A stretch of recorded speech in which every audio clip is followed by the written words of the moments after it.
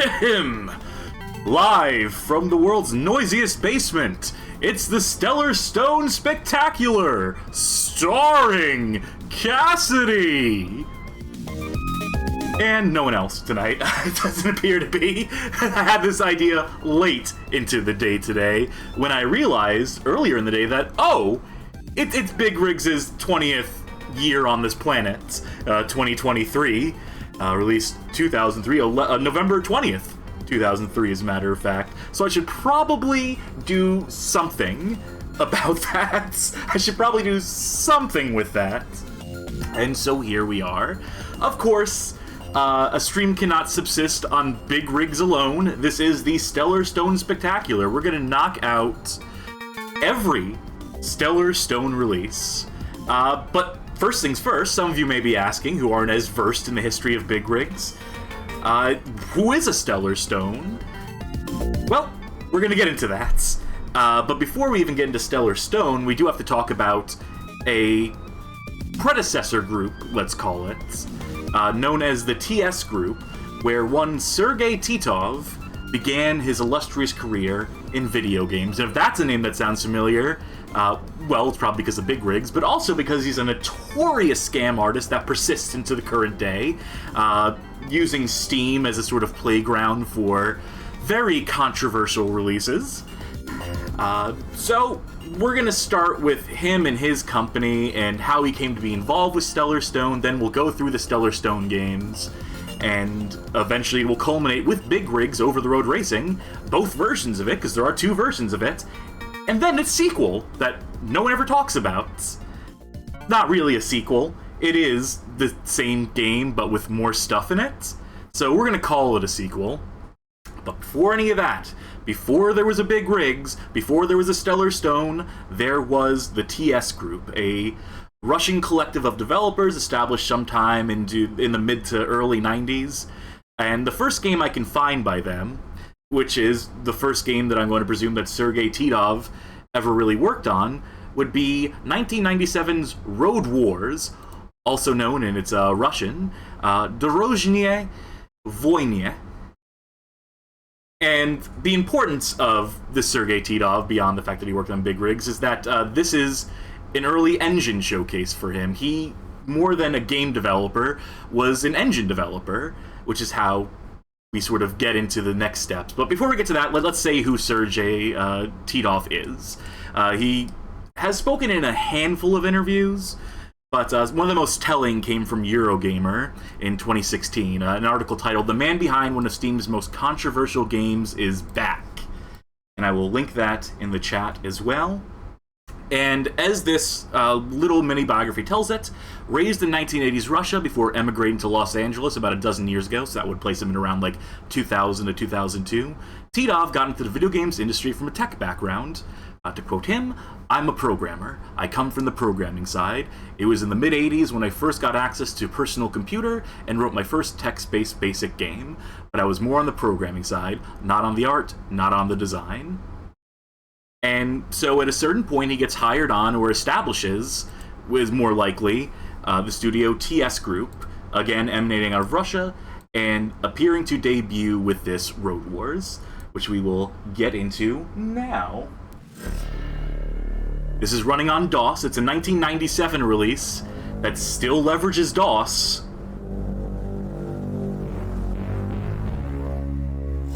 But don't let that hold it back.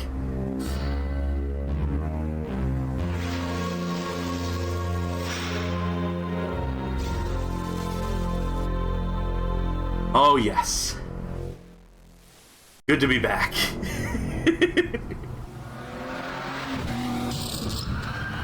So, as the name Road Wars might imply, and as this intro may be sort of giving away, this is a vehicle combat game.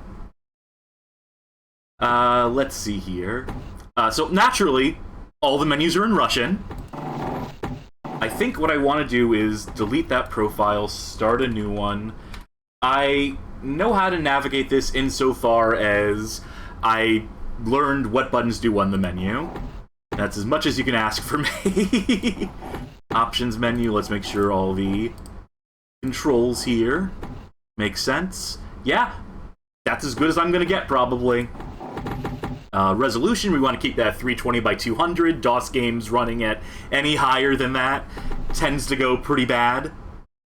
And then a few other options. I believe this is the way to get to a race, or a destruction derby, whatever they want to call it here.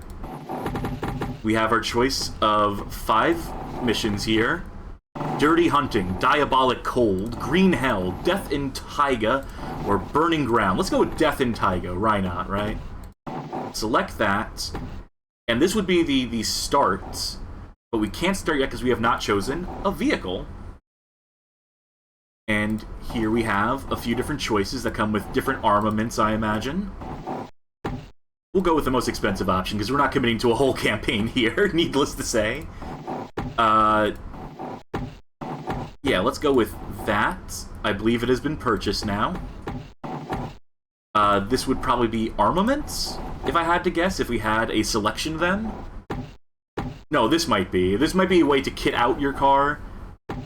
Yeah, spike traps, it looks like. Various different things. We'll buy as many as I can afford, I guess.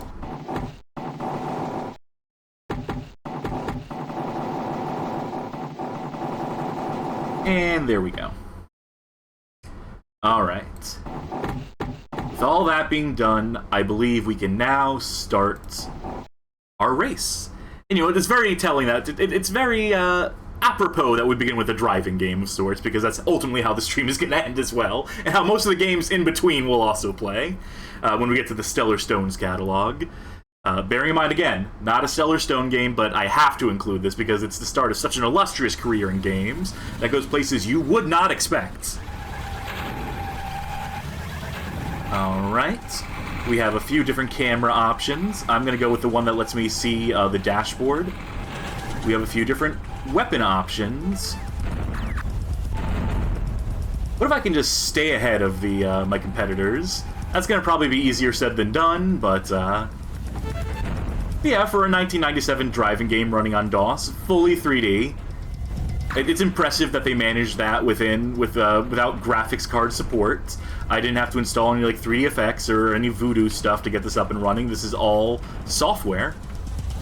And, you know, this could pass for like a PS1 game.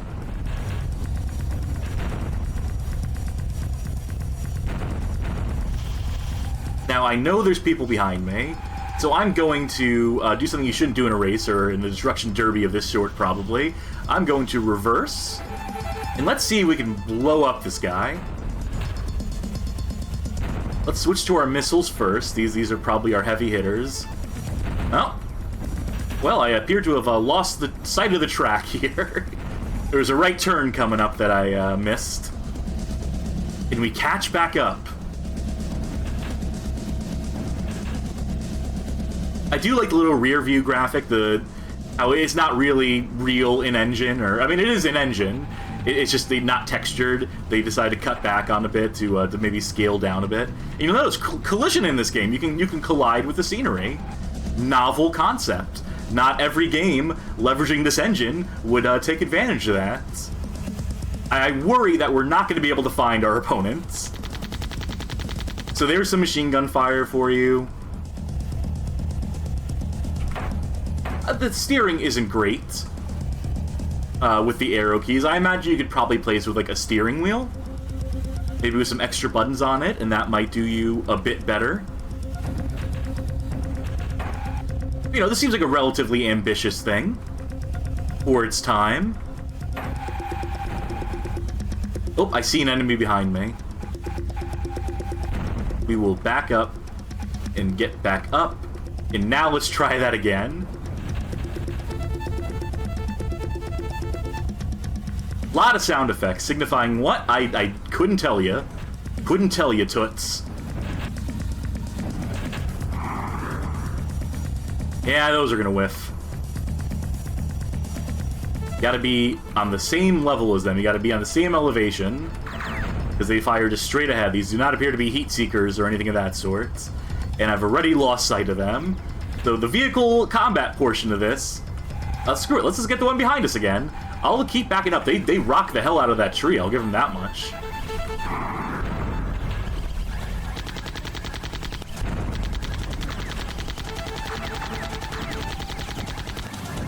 I think I did it again. The same turn. And trying to reverse is like fool's errand.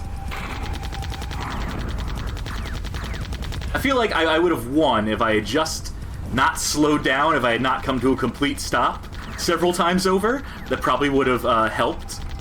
Ooh, that is some frames dropping. Do I have any more missiles?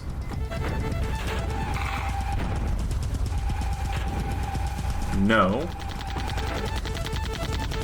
Now they're going off-road. Okay, that's gonna be... We're not gonna get a better opportunity than this to blow up a vehicle.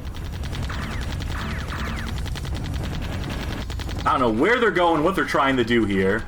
Probably trying to evade, but not doing a bang-up job of it. They hit me with some sort of laser.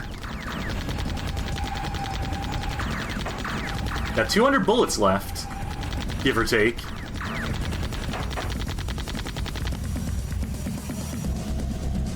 Oh, you're just gonna go right back into that corner, huh?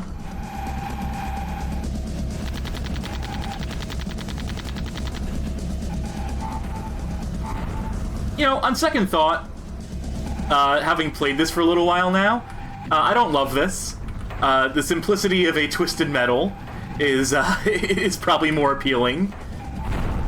Or even a WWE Crash Course. Or anything really that I can control.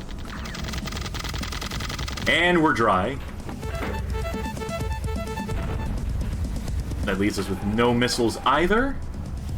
And our hood is smoking, though, it appears to be. Everyone's just hanging out here now. I wonder if there's a way to pick up more ammo.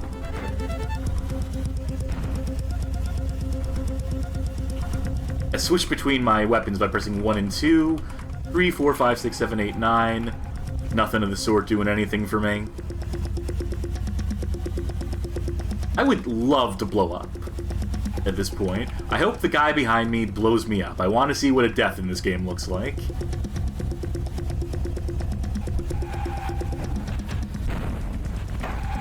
I guess we went over the road.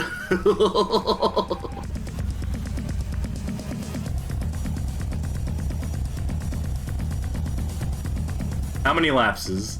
That's our second of 4 laps. You know what? I don't think we're going to finish this one. Sad to say. We spent enough time on a non-Stellar Stone game during the Stellar Stone Spectacular. So maybe there's something there. I couldn't find many reviews for this, being that it didn't come out in any English-speaking territories. Only came out in Russia. Ooh, this guy looks cool. Well, it's a profile select, so that explains that. Anyway, let me just Alt F4 out of this, why don't I? And then we can move on with our story here. So, following the release of this game, Sergey's studio, TS Group, begins work on a game that would come to be known as Private Wars, which never actually comes out, but it is an ambitious thing, and it's an interesting thing. It is, I have another interview snippet here. This is from CombatSim.com. This is an interview conducted with Sergey back in 1998, when this game was still in active development. I will show some screenshots of it here as it evolved throughout the years, and I will read this brief description and a brief quote from Sergey here. The description of the game is written by this CombatSim.com. Who's the author? Maurice Fitzgerald. The game focuses around you, the player, as an ex-Secret Service executive who starts up your own mercenary company. Being a person of questionable morals, you seek fortune, not ideals, as you go to the highest bidder. The catch with these missions is that you won't know which missions will do you harm in your business or can help your company's reputation. So it's a game about weighing like sort of reputation and money and taking missions. And to quote Sergey, the real novel thing about this game is the fact that it was multi-genre. It was planned to be a sort of engine showcase for his upcoming, for the Eternity 3D engine he was working on. And so it goes. There's actually several different styles of play to this game. You can play it as either arcade, simulation, or even turn-based.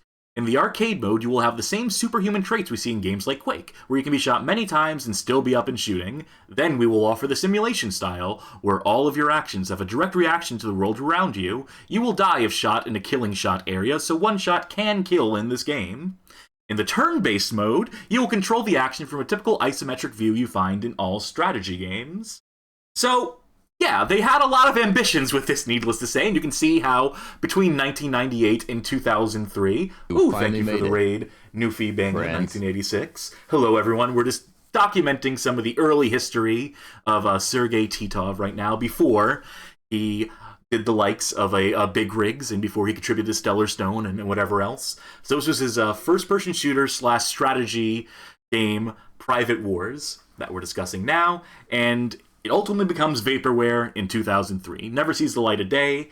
There is a singular early alpha that exists for like the 1997 or 1998 build. That's the top left corner screenshot. So I played a little bit of that. I was going to consider playing it on stream, but it's so basic that it's like not even indicative of anything. But key thing here, Eternity 3 and 3D engine. That's the engine that Sergey develops and ultimately ends up selling the rights to use to a company by the name of Stellar Stone. But before we get to Stellar Stone, even though it says the Stellar Stone Spectacular, we gotta talk about a company by the name of Game Mill Entertainment. Now, Game Mill is a publisher that persists to this day, as a matter of fact. You may know them from the Nickelodeon All-Star Brawl. It's pretty popular. They also did the Nickelodeon Kart Racers. They did a bunch of Big Time Rush games. I think they're responsible for the Hidden Mysteries series. Basically all licensed stuff, including what you may have heard their name recently as it relates to Skull Island, Rise of Kong, which I hear is quite infamous, is quite the game. So yeah, still around to this day, and their business model at this point in time, in let's say circa 2000, was to contract developers, was to put commissions out for games that studios would pick up and publish under their label, that they'd handle the distribution, and so on and so forth. So one such company they get into contact with, that they commissioned to do a few games, is a company by the name of Stellar Stone, which itself is a Santa Monica company, founded in late 2000. But again, for just another layer of obfuscation here, they don't make the games themselves, really. They contract, they outsource it to Eastern European countries, such as Russia, for example. So this is where Sergey Titov gets involved with Stellar Stone. This is where he licenses the Eternity game engine to Stellar Stone in what he describes as an exchange for a large chunk of the company. So not only has he licensed his engine, he is now a part owner of the company. He uses this to deflect from his involvement in any of the games we're about to play. He says that all he did was license the engine. It's a great excuse to say that you just gave him the engine, that you didn't have any hand in any of these games. I think that's a little suspect. I think, like, even if he just licensed the engine, you'd have to give support for the engine. He would have to, like, contact them and be in touch and be able to give them, like, advice on how to leverage the engine. So in whatever capacity, he is involved with these games. Don't let him tell you different. So I believe Stellar Stone, the bulk of these games we're about to play, all 7 of them, were developed by Ukrainian developers on behalf of Stellar Stone, on behalf of Game Mill. So it's this whole convoluted web of licensing agreements and contract arrangements. And let's not even think about this anymore for right now. Let's get into Stellar Stone's first game, Taxi Racer. This is released 2001. This is a PC game. That is my heater kicking in the background. But we will persist. Now, I got all these games configured. It took some work to get these running. This is actually one not published by Game Mill, I should mention. This is published by Best Buys Interactive. The singular game in the Stellar Stone catalog, not published by Game Mill, but still developed by Stellar Stone. And I'm not sure if this one uses the Eternity engine. This one might have been proprietary or licensed some other engine. We'll get into it. It still has all the, let's say, the trademarks of a Stellar Stone game. And in case you couldn't guess, this is a Crazy Taxi ripoff. I don't know if that's evident from the it being called Taxi Racer. But we'll do a countdown, why don't we?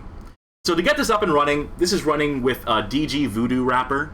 DG Voodoo 2, I should say. One of the most best tools I found for running compatibility on old games, getting them to run in Windows, whatever resolution you want. Oh, it's great.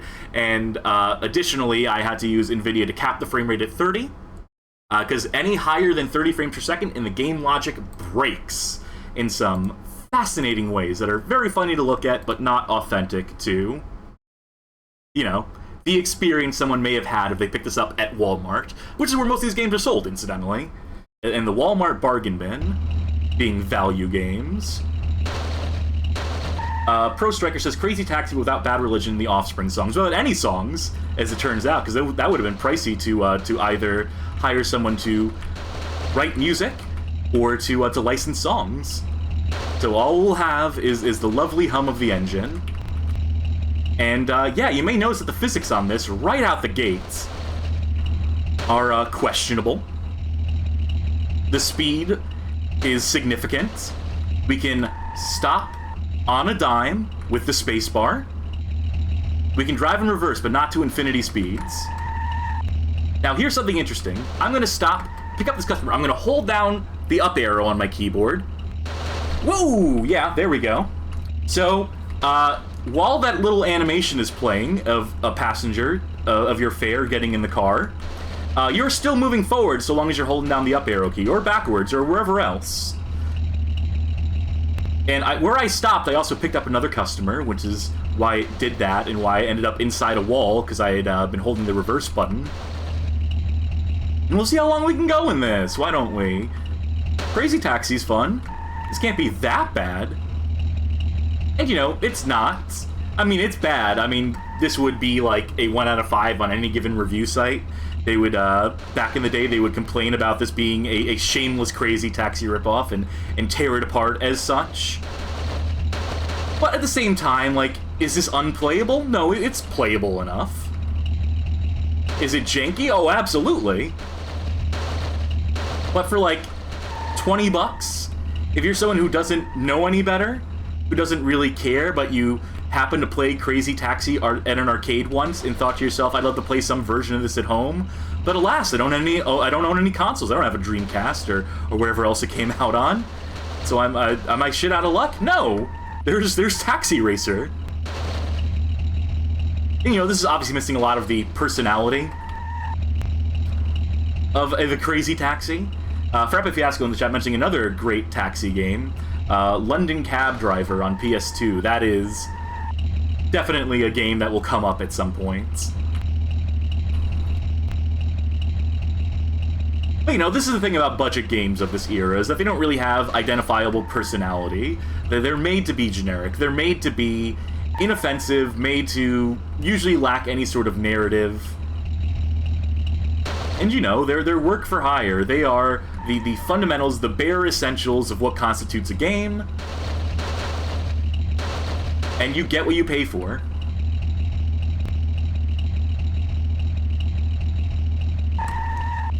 The handling on this car, I should say, and presumably every taxi you can drive, again, not ideal. Turns, not great. You're better off every time you need to make a turn, hitting the brakes, turning to face a direction. Otherwise, you'll go into walls. And, you know, speaking of going into walls, that is a problem, is that you can get stuck inside of walls in this. You may have seen, like, a frame of it there. I got out of that one, but most runs won't end with you running out of time. They will they will end with you getting trapped underneath the world and unable to escape from it. So, I'm expecting that to happen any minute now. Oh, which fare do we take? We have so many choices. It'd be nice if they said, like, destinations. Like, here's why it's important in a game like Crazy Taxi or Simpsons Road Rage. It's a game I enjoy well enough, more than Hit and Run. I like to build a map in my head of all the locations and learn the best routes. When you don't have those, when all you can do is follow an arrow, when you don't know where exactly the destination lies, and you have no means of learning that, it makes it harder to, like, map a route through the city. It makes it more improvisational here than it is, like, a pre-planned, pre-routed thing. You know, real taxi drivers, they get to know the city. They get to know the city they live in and operate in. You tell them, take me to the Taco Bell, they'll be like, which one? You don't usually just get into a taxi and say, go this way, now take a turn here. You're not usually giving them directions in the back seats.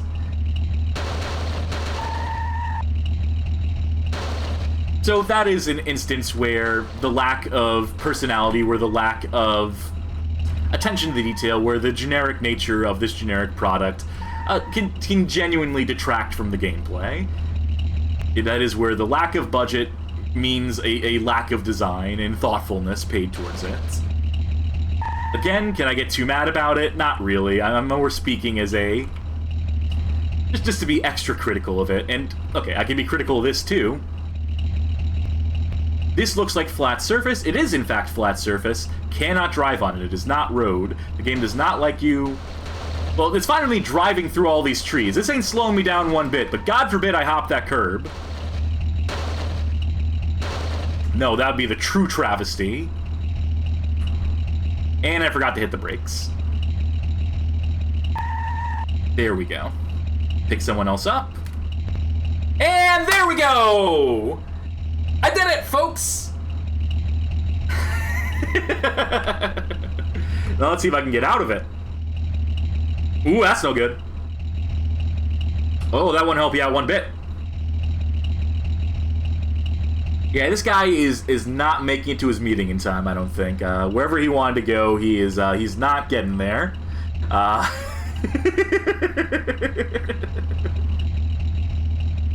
And that's what I get for holding down the back arrow key while we were picking that person up. Ooh, oh, cars doing fun stuff now. And of course, this is all very reminiscent of things that will happen later in the night in big rigs over-the-road racing. But Taxi Racer did it first. It's almost like a developer trademark at this point. Well, that's a fun underside to the car. Some sort of reflection thing going on. What happens if I... Ooh! I hit the brake and it did something.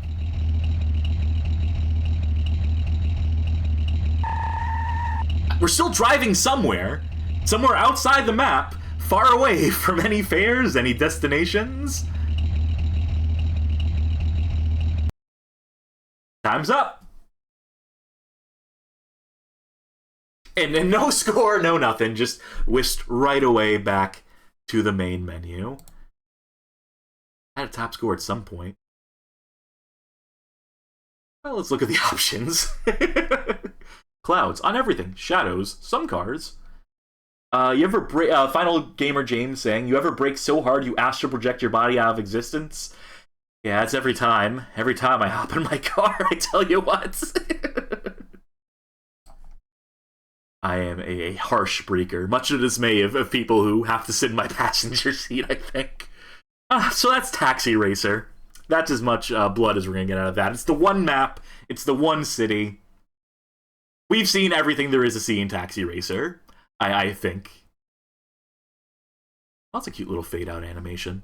All right, so next up on the list, we move into the year 2002.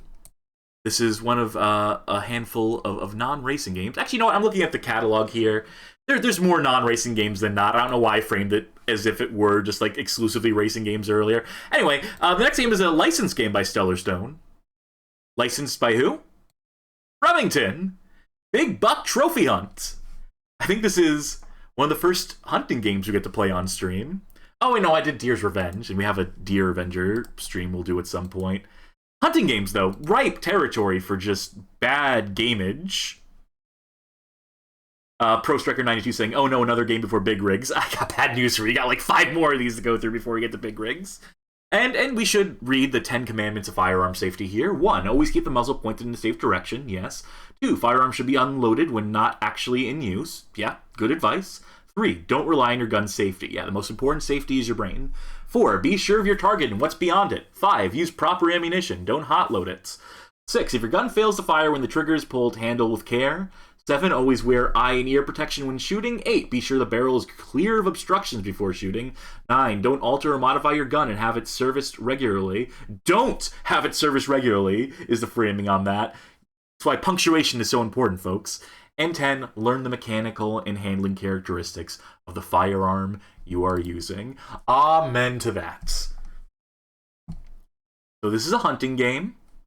I'm sure there are mechanics here that we probably won't engage with. Deer AI, brutal. These deers, man. Brutal. Deer population, let's make it high. Ear sensitivity, make it low. I'm going to assume that's like how sensitive they are to you making noise or something along those lines. So let's keep that low. I want to try to get some kills here. I want to try to bring back some trophies on this trophy hunt. And deer marker, that's going to be like a little graphic above them that indicates where they are from a distance. Graphics, 32-bit color, because that was a question you had to ask at the time. I think I can handle it if we push it to high. Deer animation, this is interesting.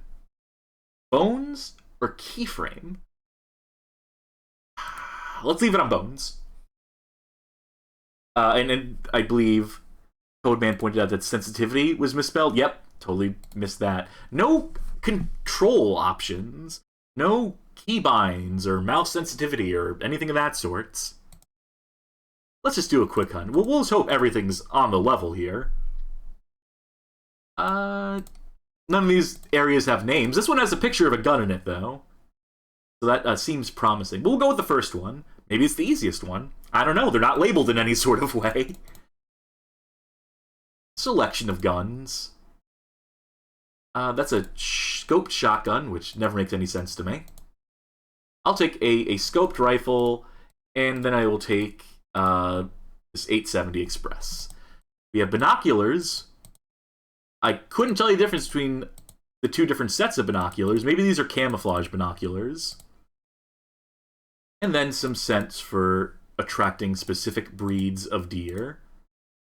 Looks like there's a few different deer in this game. No creatures beyond that. It is a big buck trophy hunt. Louis' PSC saying 2 binoculars. Yeah, it's because they didn't know how to adjust the zoom level on one pair of binoculars. So rather than do that, you have 2 separate pairs that have different magnification levels. Elva's a culture advisor saying we've got the hunter Call of the Wild at home. I did want to play that game. I'm not an avid hunter, but I wouldn't be opposed to playing a fun little hunting video game from time to time. I enjoy a big buck at the arcade. The tranquility of the forest. Canadian Gator says PNG gun. No, this is an actual model. It's just completely static, so it looks like a PNG.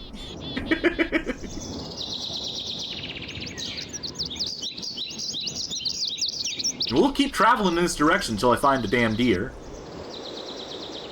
Crap, if Fiasco says I'm still waiting for the Deer Avenger stream. In time! I have to space it out from the parody game stream. I also need to convince Charky to let me do a parody game on the stream again. After I told him to not let me do parody games on the stream again. Okay, C to crouch. F1, F2, F3. This is supposed to be binoculars, but it ain't working. But I switch between those. I think F5. We'll put a scent marker on. Mouse sensitivity changes when you're in this view. Now, I think you're supposed to shoot like right around here with a deer. It looks like I missed, which is not ideal. It looks like that went up and to the right. So now I gotta just fire like wild. Oh, and I clicked outside the window because the mouse tracking in this game leaves a little bit to be desired when I'm playing in this little windowed mode for stream. Now, I don't know if that deer's gonna walk away and die, possibly. I don't know if I need to go collect it. I know that I want to try the shotgun out, though, rather than that rifle. And I think you can get, like, an idea of how close they are. If you can get a green crosshair, that's when you're... Yeah, or a red crosshair in this case. We must be close to line up exactly with where that deer was. Oh, when I walk over there, boy howdy. They're going to be in trouble. Also, us knows the bottom left corner. Looks like we got 1 out of 3 of one of the deers we are required to hunt for this mission. Alright, let me switch back to the scope rifle. Let's see just how far out. Okay. We will get there. Louis PSC saying the way of holding that shotty is giving me some stalker vibes. I think it's just the arm. It's just the camouflage arm. If you were an avid Lost Alpha player, or whatever the name of like the Stalker Alpha is. Alright, let's see. Oh no. That was apparently a protected species. That's why the crosshair is red. That is... It crawled up like a bug, like a cockroach. Oh, that's unfortunate.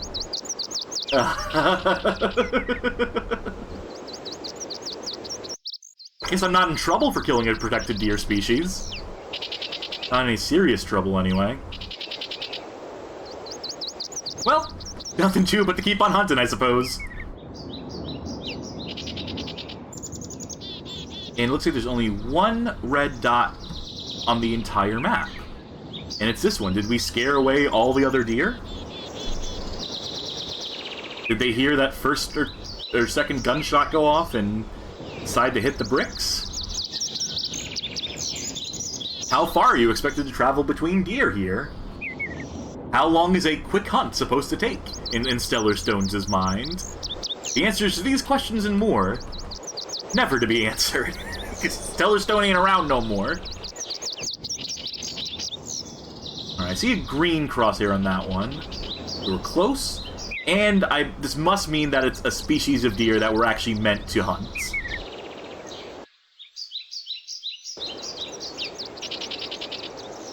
I like how the marker also zooms in. Be very, very quiet. Hunting whitetails.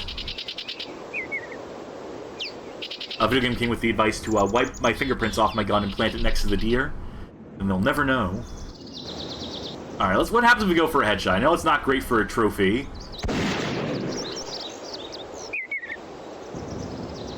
We got a point for it just the same.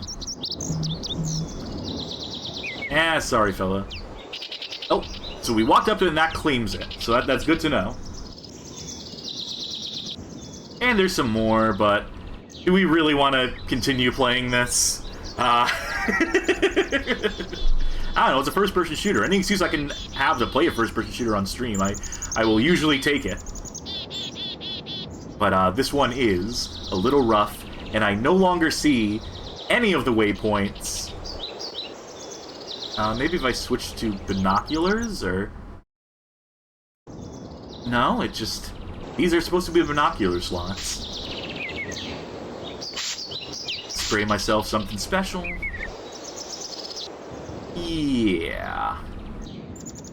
I think we'll call that. Shots fired 4, shots hit 4. So at least I hit every shot. They're not going to acknowledge the deer that I wrongfully killed. Oh, why am I doing the whole thing? Let's just do initialism, like I would do at the arcade. I am curious. Let's see what mission hunt is.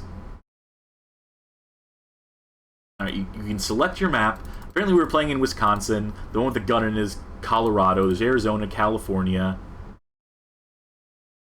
And, you know, this appears to be pretty identical. I'll take a scope shotgun, and I'll play this just for like a minute. It didn't really lay out like what the mission was gonna be here in this mission hunt. Video Game King saying, wait, we need to see maximum brutality deer. That just means that there's gonna be like extra fast. I think the difficulty slider there applies to like their logic and intelligence. I don't think they're gonna attack us. I don't think they're gonna arm up like Bambo from Deer Avenger and then shoot back. Alright, only 3 deer to kill here. Pro Striker pointing out there's no Southeast states in that. There were 2 extra maps in the Quick Hunt mode. Maybe you unlock those by completing these missions? Some sort of progression system in this? Alright, we're using slugs, so maybe I could hit them from here?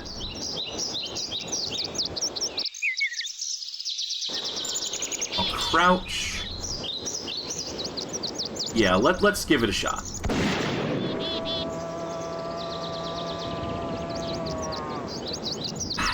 I don't know if that hit or not, because there's no, like, blood splatter. That's why, like, blood splatter is actually important in a game.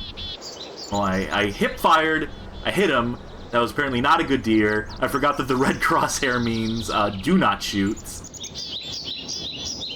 Ooh, yeah, that's ooh, yeah. And no other deers around. So I think that's gonna do it for our hunt. No animation on shooting the gun either is interesting, and no button to reload at will. To pump shells into the shotgun, so you gotta drain the mag. It's not really mag; it's a shotgun, so it would be. Oh, okay, that's not me clicking outside the window. That's the game crashing. We fired too much. We've been ejected from the hunting grounds, I believe. That's the warden saw our kill, and that's no good. So great success rate with the game so far as functional products that I'm able to showcase as intended. So hey, next game. So that's what a hunting game from Stellar Stone looks like. But what does a strategy game from Stellar Stone look like? Well, we have two answers to that question. The first of which being Gettysburg, Civil War battles. Yes, this is the highest resolution image I could find for this cover. And yeah, this is going to be a Civil War strategy game by way of Ukrainians being paid by Californians. Being paid by, I think, a Minnesota company. Again, what a tangled web we weave. Yeah, this is the typical options menu. And by this point, we are well into. I believe that Remington Big Buck and this, we are now in Eternity Engine territory for sure. I wasn't sure about Taxi Racer, but this is absolutely the engine that Sergey licensed out to them. And so his name appears in the credits under a producer role and a programming role. Even though if you ask him, he didn't program this game, he just made the engine. And then this Denis Zulitov would have theoretically put all the pieces together. But, again, some contention over that. Let's do a historical battle, why don't we? Oh, I didn't have time to read all that. I'm assuming war, and more war. Alright. So, real-time strategy. That's the sound effect they went with. Alright. Oh, those must be Confederates. We'll attack. And you can attack him too. And I cannot mouse, like, drag, like, a selection window to select both of them at once. Alright, we're losing troops.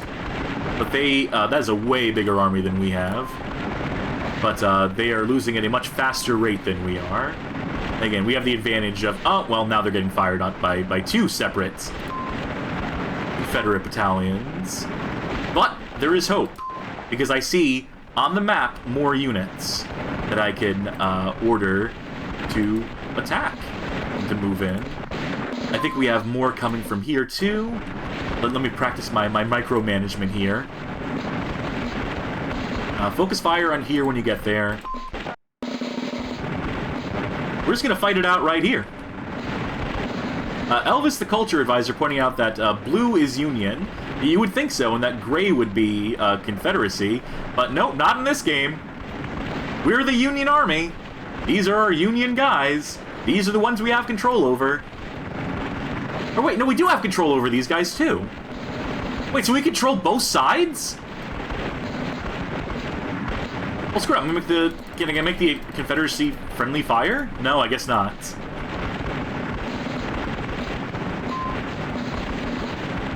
Yeah, but look, I absolutely have control over... Oh, wait, no, maybe I don't? Maybe I am supposed to be controlling these guys. They don't make it obvious. Well, I guess we're playing as Confederacy. Do we have any more guys? Oh, we have some, artillery. Does it attack as fast as I can do this, or is it just automatically? This is, rough. In terms of, like, understanding what is happening here. Oh, looks like we're moving up.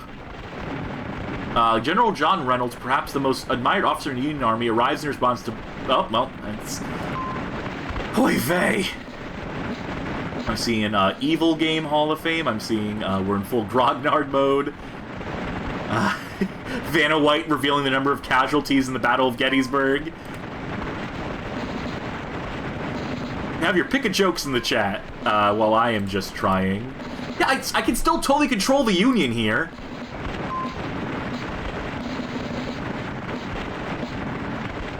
We can set the speed to 8 times. Whoa!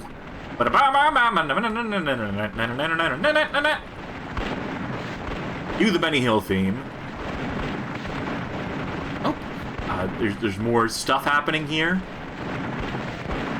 Morning, Archer. I'm glad to see you, Doubleday remarks. Archer replies, I am not glad to see you by a damned sight. Okay, sure. I'm sure this is historically accurate. That is what the advertising on the box claims this to be. Is to be the most historically accurate Civil War battle simulator of its time. I should probably be using my artillery more. In fact, let's go to 2 times speed. That's what we'll cap it off at. Oh, looks like they're retreating. We have them on the run. Wait, no, I have them... See, here's the problem with controlling both sides, is I can't tell when I'm actually commanding one or the other. When I click to say, attack them, and then if I double-click by accident, then, you know, now I'm controlling the other side. And, you know, what side do I take? What side do I want to take here? Obviously, I want to take the Union side. Would be preferable, but are these really Union guys if they're all wearing gray? Except for this officer who's wearing blue. Alright, the hell with it. Let's just set it to 8 times speed and let the game play itself for a little bit here. Now, people are pointing out the historically accurate 9-man formations. If you click on them, there's apparently 1,336 people, or 557 now. A few of them got killed, as it turns out. War is hell. Brother against brother. This game was, according to Elvis, designed mostly to share shelf space with Sid Meier's Gettysburg and confuse people. I'm going to contest that, in that these games did not line shelves. These games lined bargain bins. You would go to Walmart and find this. And so maybe someone would rummage through a bargain bin and think they were getting a deal on that Sid Meier game, but to say that they occupied the same shelf space is slightly... Yeah, I think I'm supposed to be controlling these guys, because these are the ones who are mostly standing still. As if they were awaiting command. Or maybe this is just supposed to be like, you're not even supposed to control this. What if this is supposed to be like you just watch the battle play out in real time? Draw. Sure. Let's do a free battle. Okay. Alright. Okay, I'm picking up what they're laying down here. What an awful first selection is this historical battle. Like, I wanted to participate in a historical battle. No, you can watch this historical battle. Alright. Now I believe... Yes, we are in control of the Union this time. We cannot control the Confederacy. We also cannot select more than 1 unit at a time, which is kind of a big deal. It's kind of a big part of controlling a strategy game, is being able to control multiple units at once, as it turns out. We're stationed on this side. We want to take this city. What if we just sent everyone in and move from north to south?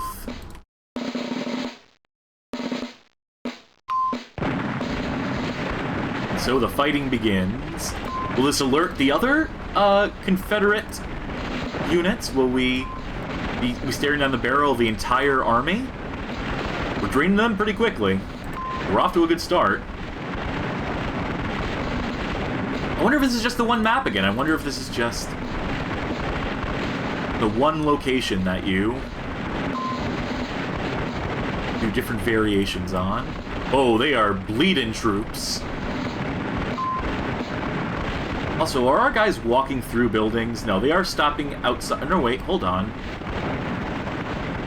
Yeah, we got a few inside the building. So collision is already at this point in the Stellar Stone catalog more of a suggestion than anything.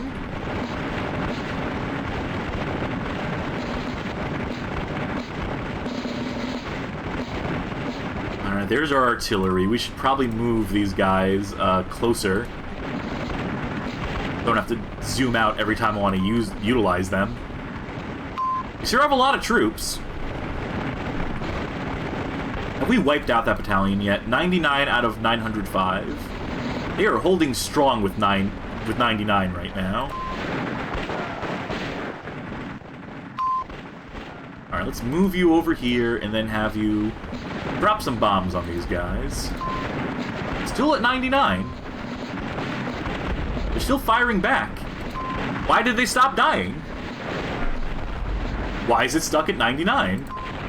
Are they killing any of our guys? It appears they were only attacking this battalion, and at a certain point they stopped. So I think these guys are dead. I think we cleared this whole battalion, and it's just giving us the wrong numbers. That is impressive. Yeah, all my guys are just doing nothing, basically. Can I make them go over here?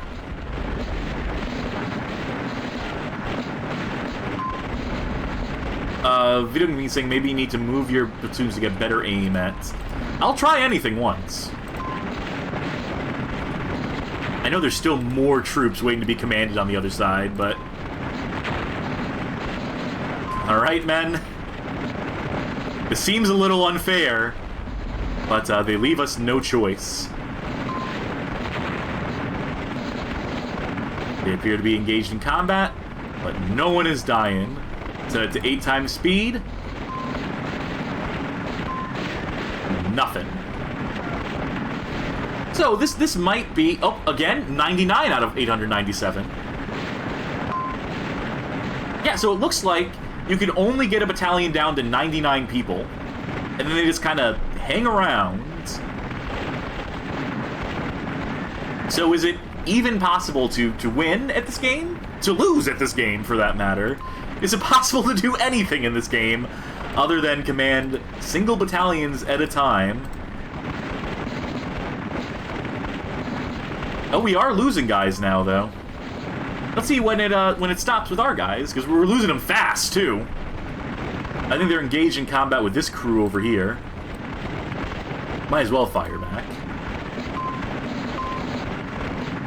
Yeah, I want to see if it just stops at 99, or if it... Yeah, it just... That's it. No one wins, no one loses. Are we still killing their guys? Yeah, we're still killing them, even though everyone here is dead. We are still managing to, fire back. So, really, the best you can hope for here is a stalemate on both sides where everyone is dead, except not really, because there's still 99 left of them in every... You know, oh my god, look how many people we'd have to clear out. Look how many people we'd have to theoretically kill here. How much time we'd have to spend just navigating the map and commanding the individual platoons. Ooh, not for me. Yeah, this is rough. This is a bad one. I'm going to quit that. We won. The Union won, though, for what it's worth. And the game crashed. Which is the running theme here, it appears to be. These games do not end gracefully. So, that was Gettysburg Civil War battles. Hey, you know what game is up next? Ultimate Civil War Battles! Robert E. Lee versus Ulysses S. Grant, 2003. Same year. I think basically like a month apart from one another.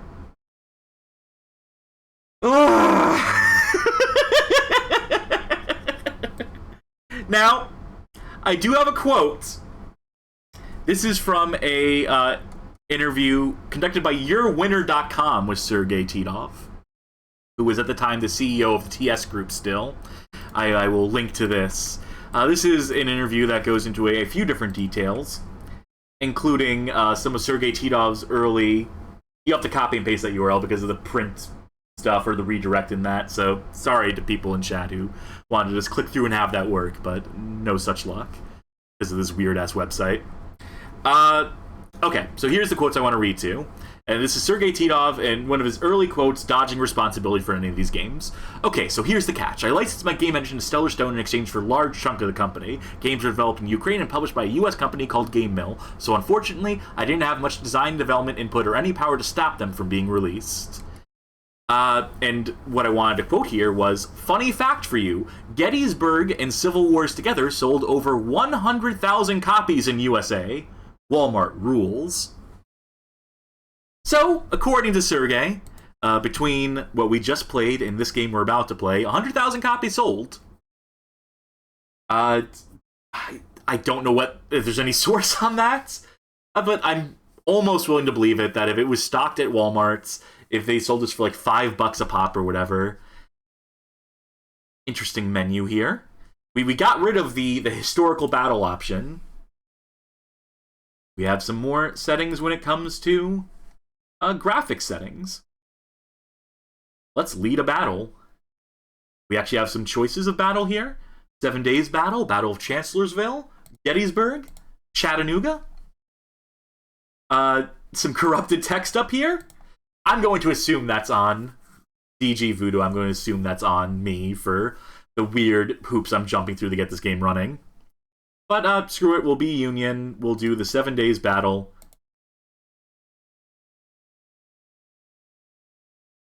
Alright.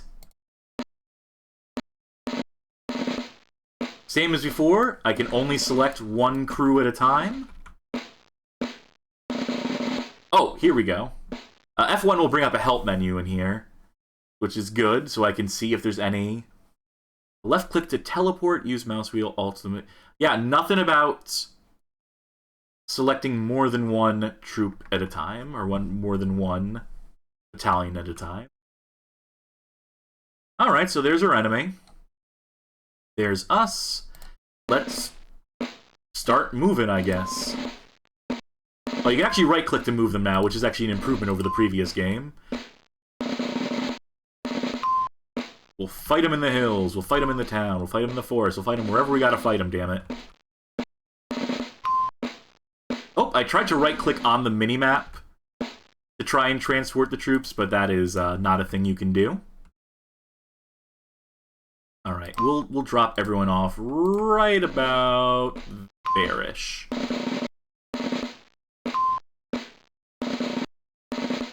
So, RTS games, there's a few bad ones. One that comes to mind is Demon World 2 Dark Armies, Stalin versus Martians, and I'm going to say that these slot nicely into that sort of niche. Oh, I can actually see a health bar above them. Oh, we've gone below 99. Alright, so immediately a more functional product, as it turns out. You can actually do stuff, you can actually accomplish your mission in this game.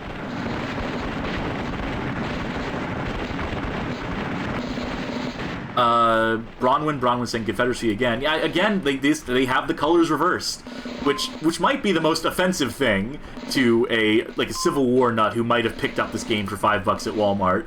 Is just be like, is just the moment of realization that they flip the colors around.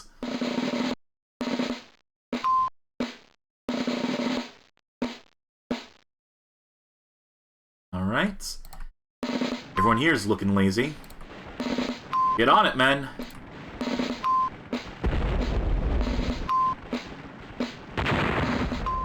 I know that we don't have an artillery battalion. We don't have dedicated cannons or whatever. Our guys are just kind of.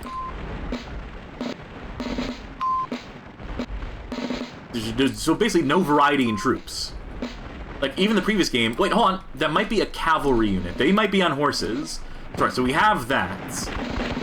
The most minor of variation between our different selectable units.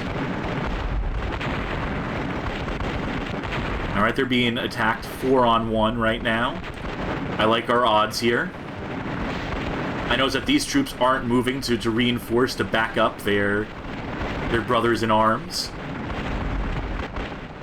And, the other thing about this being an RTS game is that we don't have any, like, control over spawning or creating new units or hiring or recruiting. You're just given the amount of troops you would have had and told to make do with it, to do what you will with them.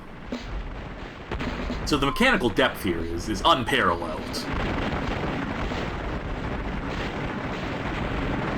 Can control the camera to some extent, I think. Wait, no, I think I just moved my units away. No, you go over here. Wait, they have cannons. I guess we just don't have cannons on this. I guess we don't have a mobile artillery. But artillery is still a feature in the game. Alright, now we should probably take care of that artillery. I don't know why I'm compelled to see this through, but it seems like we can actually see this one through, unlike the previous game, which would have never ended. So I'll read chat is what I'll do. Louis PSC saying, I'm bad with RTS games. I begin doing actual stuff, but then I began to zone out and watch my units or workers doing stuff, and then I lose time. Stronghold was incredible on this. So many details for me to zone out, and then get flanked by some guys with flailing morning stars. Video Game King saying, hold on a second, the Union was defending Gettysburg. Why is the Confederacy already occupying the city? Is the implication that they already have control of the city? Possibly even if they've invaded substantial parts of the Union, which the Union is trying to reclaim? This isn't Gettysburg, this is a 7-day war. Oh, huh? I was clicking to select a troop again, but it looks like we won. Just randomly. I don't think we killed everyone. The game just decided that we had won. Like, I just kind of saw the way it was going, I guess. I just kind of saw, like, oh, you're gonna win. Yeah, we'll just give it to you. Yeah, why? You don't want to play this anymore, right? We'll just... some credits for you. There's your produced by Sergey Titov. He's not listed as a programmer this time. Still very much the same engine, though. That's Ultimate Civil War battles. And mercifully, there's no more of those. That is the end of the RTS saga. Alright, what's next? Oh, this should be fun. This is the game, this is a 2003 release. We're getting closer to big rigs at this point. This is gonna be Total Pinball 25. And here is the cover image for it. Yeah, it's a pinball game with 3D tables. 25 of them, as a matter of fact. Yeah, budget pinball games are definitely a big business at a moment in time. People love their pinball, and if they can get it for $5 on PC, then all the better for it. Credits. Produced by Sergey Titov. Not listed as a programmer at this point in time. And, let's play some damn pinball. Like how all the squares light up and then slowly fade out as you select them. So what this looks like to me, cynical me, is rather than being 25 tables, this looks like 5 tables. This looks like 5 tables that maybe have slight variations on them. We'll go with this horrible-looking clown one. And start. And, F1 for a top-down view. F2 to show this little camera in the bottom right corner to toggle that on and off that follows the ball. F3 to turn the lighting effects on and off. Spacebar to shoot. Left and right shift to control the paddles.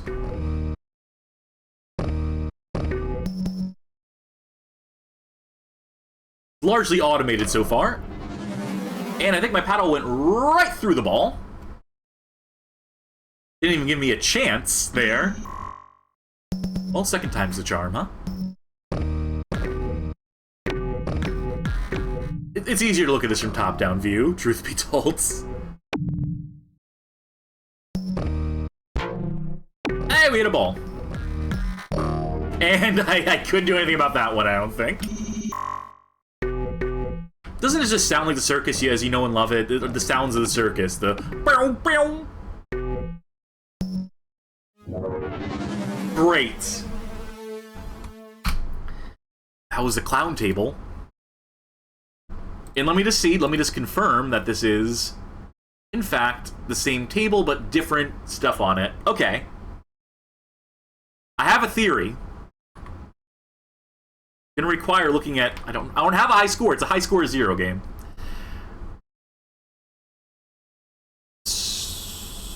Okay. So yeah, so the backgrounds is really what you're determining here. I think it is 25 separate tables. I think these might actually be all different in terms of like the layout of stuff on the table. But like the theming up top here, these are all the same background, the same carnival circus theming. This is something about like the wheels of time. These are, let's find out what these are. I couldn't tell you the theme on this one. Cool shapes.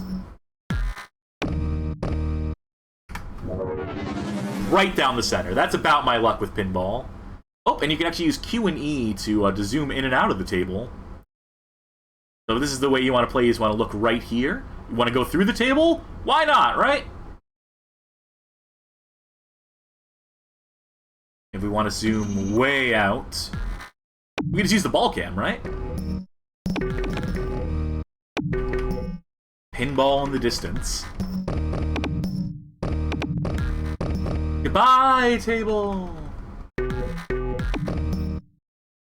It was nice knowing you, table! Yeah, I don't know if you would, what the benefit... Oh!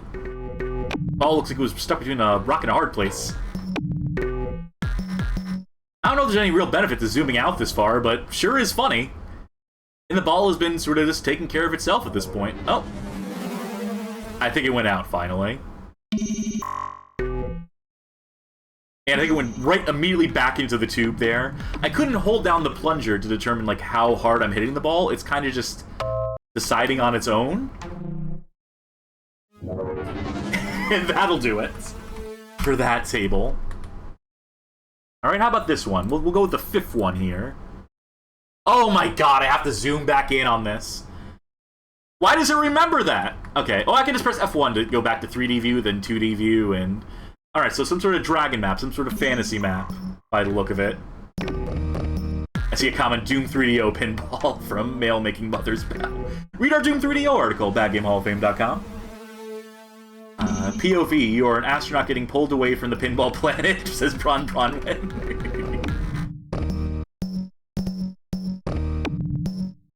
This is how I mostly play pinball. I just hit the flippers over and over again, because I know I'm not going to be able to time it right.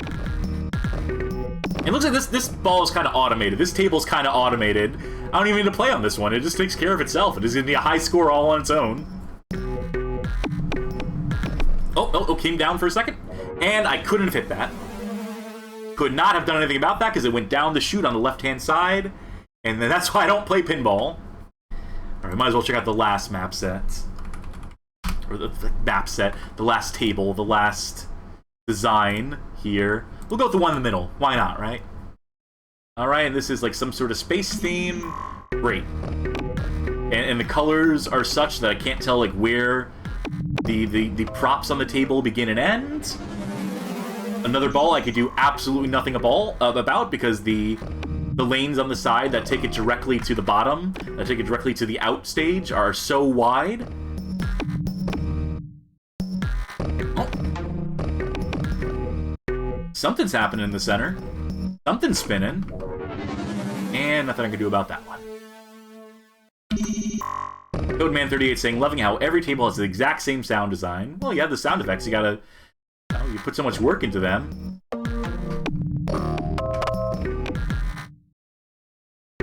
Gotta get your money's worth. And Stellar Stone was not a company about spending money. Oy vey. Ozzy Dahaka saying, still not the worst pinball game I've seen. I would love to know the worst pinball game you've seen. That's genuine. If you have a worse pinball game than this, I'm thinking Kiss Pinball in my head, but there's got to be a few more out there. We do want to do a pinball night at some point. Charky's been angling for a pinball night for a while now, so make a suggestion. It may well be heated. And you know, as we're about to enter the main event of this night, before we do, I will take this opportunity to shamelessly plug to say, hey, thank you for checking out the Bad Game Hall of Fame. Thank you for checking us out on Twitch. Consider following if you're not already. Consider subscribing if you like what you see, if you've been showing up and enjoying what we put out here. We do these streams of these bad games. We like to think we do a little more than the typical bad game complainer does. And, consider pledging to us on Patreon as well. If you are a subscriber or a patron, you should also consider joining our Discord, being linked to here, where you will have say on future streams and future events, and also can hang out with us as we stream pretty regularly within the Discord, the confines of the Discord itself. Whew, now that I feel dirty after that, after having shamelessly promoted, the time has come. What you're all here for. Big rigs, over-the-road racing. And I have a few more quotes about this. So, Sergey Titov, this is continuing to use the Eternity engine at this point, I believe. And, again, Sergey claims he had no involvement in this game. The quote we read earlier about him not having developed the game, but just licensing the engine out. So to quote Sergey Titov again, this is further quotes from the year winner interview, where he says that basically my business, not the business of programming games, but my business is I develop and license tech to game companies. As you may understand, sometimes some companies want to do things cheap and are not willing to pay even $200,000 to $300,000 for an engine. And B, I find cheap development teams in Eastern Europe for US and European companies. That's what he claims his role in this is, for his part. I want to read a couple more quotes, not from or about Sergey Titov, but about how this game came into prominence. People who are familiar with this game, there's a lot of ways. AVGN is a popular entry point to this game, but the AVGN episode on this game would not exist if not for Alex Navarro, working for GameSpot in the year 2003. And as Alex Navarro tells the story of encountering this game, which he did as part of a podcast. He did for the 100th episode of the No Cartridge Audio podcast. This is something I summated when I did my Don't Play This Game roundup article on the Bad Game Hall of Fame. But this is a story of how the game was discovered. Every once in a while, we would just go to GameStop, and if there was just something on the shelf that we hadn't been sent or that had come out recently and we felt like we should at least take a look at it, we'd usually just buy it and bring it back to the office. Big Rigs was one of a stack of games that Greg Kasavin had gone to GameStop and bought at a point. He was like, here, do you want this? You occasionally play trucking games. And I was like, yeah, sure. It's the worst game I've ever played by far. It is a broken pile of garbage, the likes of which very few games, even the worst games, tend to be. And then this leads to a famous video review, a wordless review of the game, which sees Alex on video playing the game, walking around the office, questioning life, and ultimately lying in the middle of the street, looking up into the sky. And to quote him, the video review was just a concept I pitched to one of our video editors. I said, hey, what if I hated this so much that I just decided to go lay down in the middle of the street? And it said, yeah, that's a video. And so we did it. That's pretty much the whole story. and a legend was born. And Navarro would come back to speedrun Big Rigs as part of the January 2015 Awesome Games Done Quick. So he actually came out, and I believe the Video Game History Foundation, Shadzi earlier today, the Obscuratory, great website, Phil Salvador, let me know that the CD, the exact copy of this PC CD-ROM that Alex Navarro played 20 years ago, is in fact preserved, is part of their collection, which is genuinely awesome to hear. This is the back of the box. And I want to take a moment to read the contents of the back of this box and some of the features that are advertised on the box itself. So you're purchasing this based on the ad copy written on the back. Climb up, grab the wheel, and get rolling. Get ready for some brake jamming, CB talking, convoy rolling action across America. From the desert to the plains, you'll be hauling loads and trying to stay one step ahead of the law as you climb into your big rig for non-stop driving action. Race across America and deliver your load to its destination before the competition. So keep the tank full and your pedal to the metal spelled with a T instead of a D, as you rack up, no space points, and own the road. 4 big rig trucks with trailers, 4 unique routes, including desert, forest, plains, and cities. Daytime and nighttime driving will challenge even the most experienced trucker. Thousands of miles of highways and byways across America. 3 levels with a variety of wicked challenges, including the ultimate traffic stopper, a police roadblock. So, just bear all that in mind. Just keep that in the back of your head as we get into the game itself. And so, okay, one last bit of bookkeeping. I mentioned earlier, 2 versions of this game. There is a version that released, and then there is a patch version, which also became a revision, a CD revision. We're going to start with the version that people are most familiar with, the unpatched version, the original release. This is the one that Alex Navarro would have played, and so we play it here today. We'll turn everything up to its highest. Texture quality can be low or normal. No high. We'll do a custom race. Well, let's check the credits first. Produced, programmed by Sergey Titov. And other names. Denis Julatov comes up a lot in these. Artem Mironovsky. Yaroslav Kulov. Svetlana Savinskaya. Peter Jameson. And Nix Pix Ltd. Tim Malitsky. Alex Burden. Sound design by Alex Burden. Boy, he didn't do much for this one, I'll tell you, at least for this initial version. Alright, I can't see my mouse for whatever weird reason, so I'm having to fly blind here. What truck do we want to race? We'll race them all, I guess. We'll start from left and work our way right. We'll begin with, oh, I actually can't select it. After I selected Mega 1, it is selected. Have no other choices. And the done button is not working either. Huh. That's awesome. It's already broken. I already can't select anything in this menu. Alright, take 2 on that. Let me edit my DG Voodoo config for this. And just make sure that it's not set to anything funky that would have been prohibiting the mouse. Let me also... Do I have this running in compatibility mode? I sure do. Let's turn compatibility mode off and see if that does anything.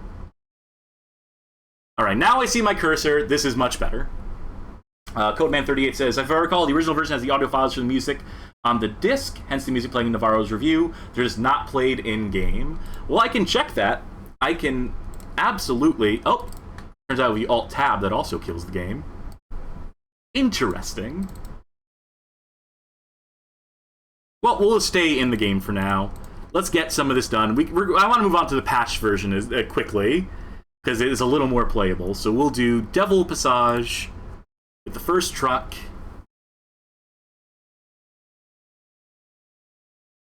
Get that convoy rolling. Oh, this is the patched version. I launched the wrong version. Yeah, so the patched version has sound effects, and your opponent actually leaves the gate. What it doesn't have, there's still no collision. That is obviously one of the big things about this game, is that you can, it's not just over the road, it's through the road, it's through everything. And we are on our way, and we can see stuff popping up through the ground because of collision meshing, or Z-axis fighting. Our goal on all these tracks is to stay on the track, pass the checkpoints. There is no cargo hauling. There is no police to deal with. There ain't much in this game, as it turns out. Timrod asking, does the patch version fix the infinite backwards acceleration? No, it does not.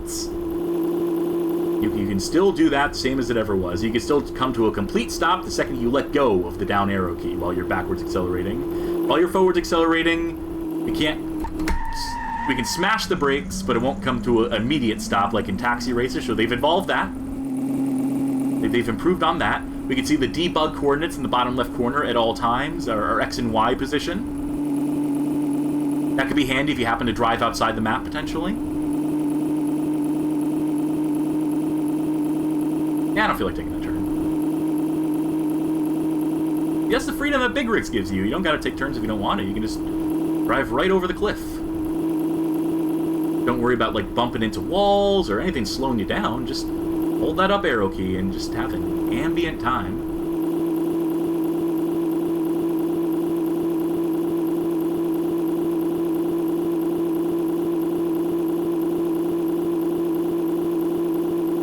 Boy, howdy.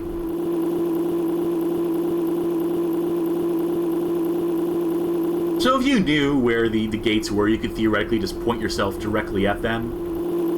Or you know what, we can just get like a vantage up here, actually. We can just use this to sort of like scope out. Yeah, there's a checkpoint. Oh.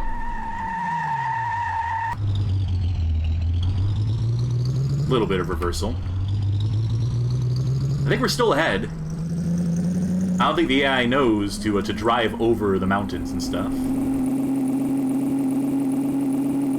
I think they actually follow the rules of the road, of reality, of not clipping through everything, which is their loss, really. It's...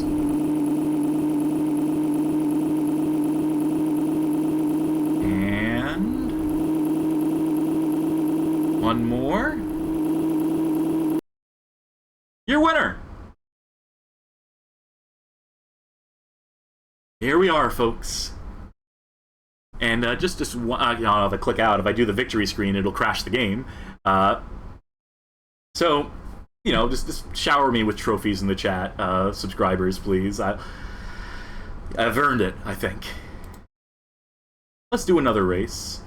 Let's drive the Mega 1 on Devil Passage 2. And I'm not going to really do the race as intended on this one. I'm going to, we're going to use this opportunity to explore the limits of speed. He can go race for all he cares. He's going to stop at the starting gate before he wins the race. So there's no way to lose.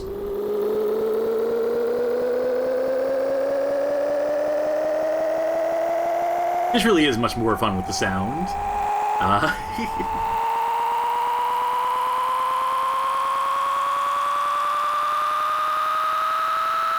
Alright. Now we're cooking with gas. So I'm holding backwards and right on the arrow keys right now, because that'll keep us going in this circle at the very least. If I let go of the right arrow key, we will very quickly drive outside the map and onto some hills, potentially. I want to try to stay on the map as much as possible. On top of this mountain, where we're getting a lovely view, a really scenic view, I think. Oh, there's a drink up. I gotta keep those fingers on. Take my other hand. There we go. That's good. Let's see if we can get a little closer to the center of the map. Get off this mountain at the very least.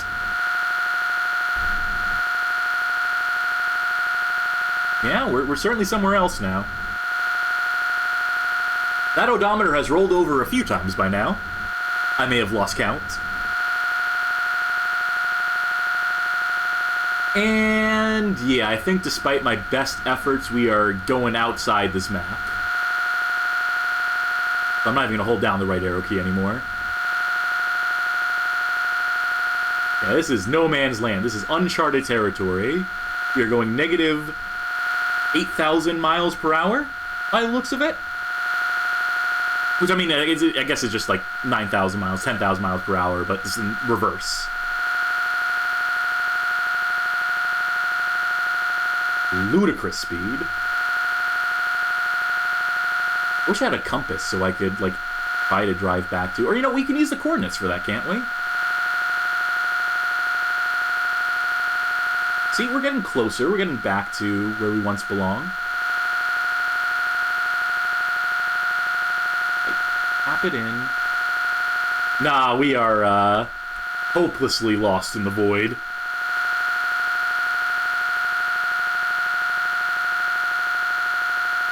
It's not as much fun when you can't see the truck on the screen. I'll tell you what, let's let go.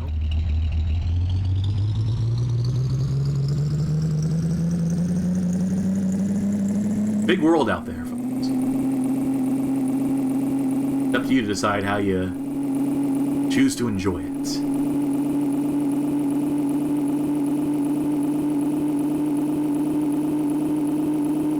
We're just going to drive back and forward, of course. Oh. Something out here approximating collision. There'll be some sort of height out here.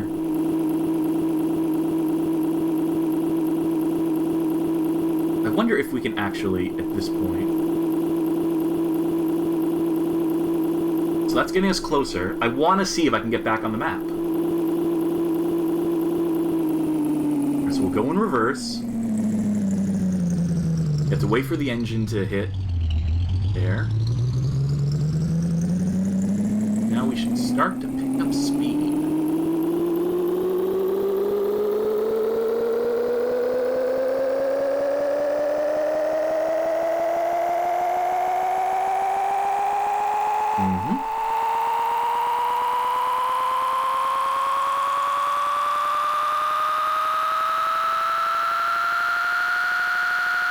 I want to roll that number on the left-hand side back over.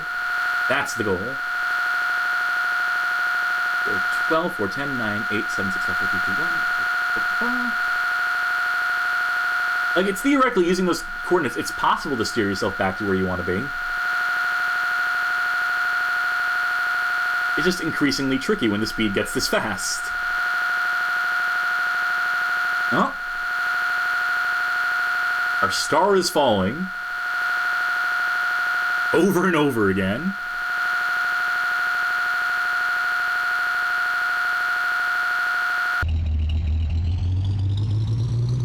Oh! Interesting. We're exploring all sorts of layers and directions right now. Angles that scientists didn't even know were possible.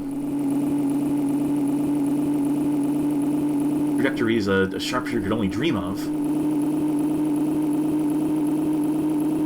It's all road out here, boys.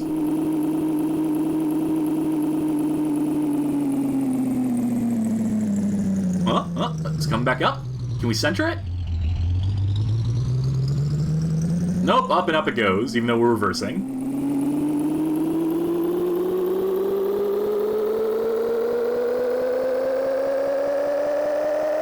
Bronwyn says, this entire scene has an eerie, dreamlike quality, like I'm gonna wake up in sweats at the most incomprehensible nightmare. Welcome to the Bad Game Hall of Fame. Alright, that's enough of that. No, quit to Windows, which takes you back to the menu. Alright, let me make sure this is the patch version. We're gonna skip the third stage for now. We're gonna try Night Ride.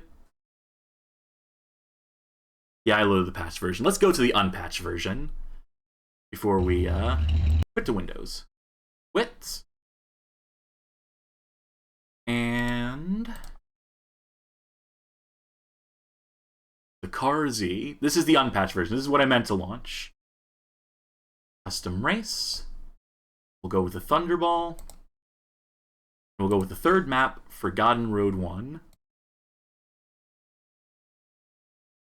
Video Game King saying, you don't think you've stumbled into a literal parallel universe scenario, do you? Like you've traveled so far out of bounds as the floor collision checks are concerned, you are on the map? That is entirely possible within the confines of programming. So this is the unpatched version. This is the real-ass version.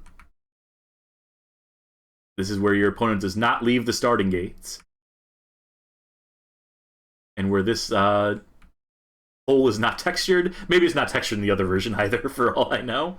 This is one of my favorite parts. Through the bridge. And back up. No sound.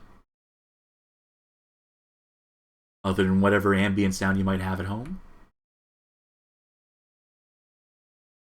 No collision.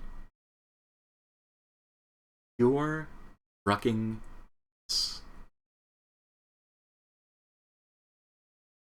You know, playing this, I understand the appeal of like a Euro Truck Simulator now. It's very calming.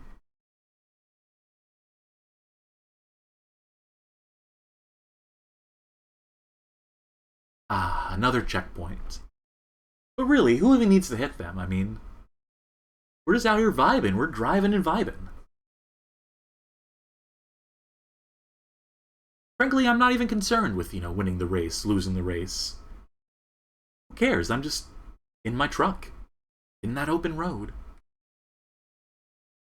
See that mountain? You can climb it. And stare out into the void. And just as quickly return, because you don't want to go outside the map.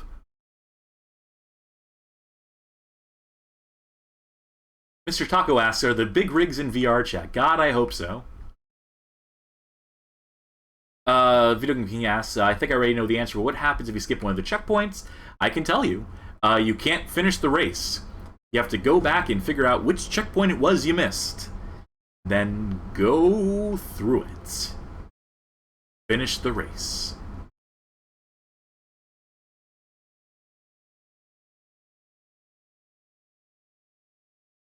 You know, they called that map earlier the Devil's Passage, the Devil's Passage, but I don't know, this is pretty heavenly to me. This is pretty serene. It almost makes up for the fact that my heater's going off in the background and that I had to troubleshoot. Oh, whoa, look at that one! So the camera actually followed us. What's interesting is you may have noticed the first bridge we drove through, the camera actually stayed on top of the bridge, which means that the camera itself has some amount of collision detection, enough to recognize when it's on a bridge and shouldn't sink beneath the bridge, but that bridge didn't have it.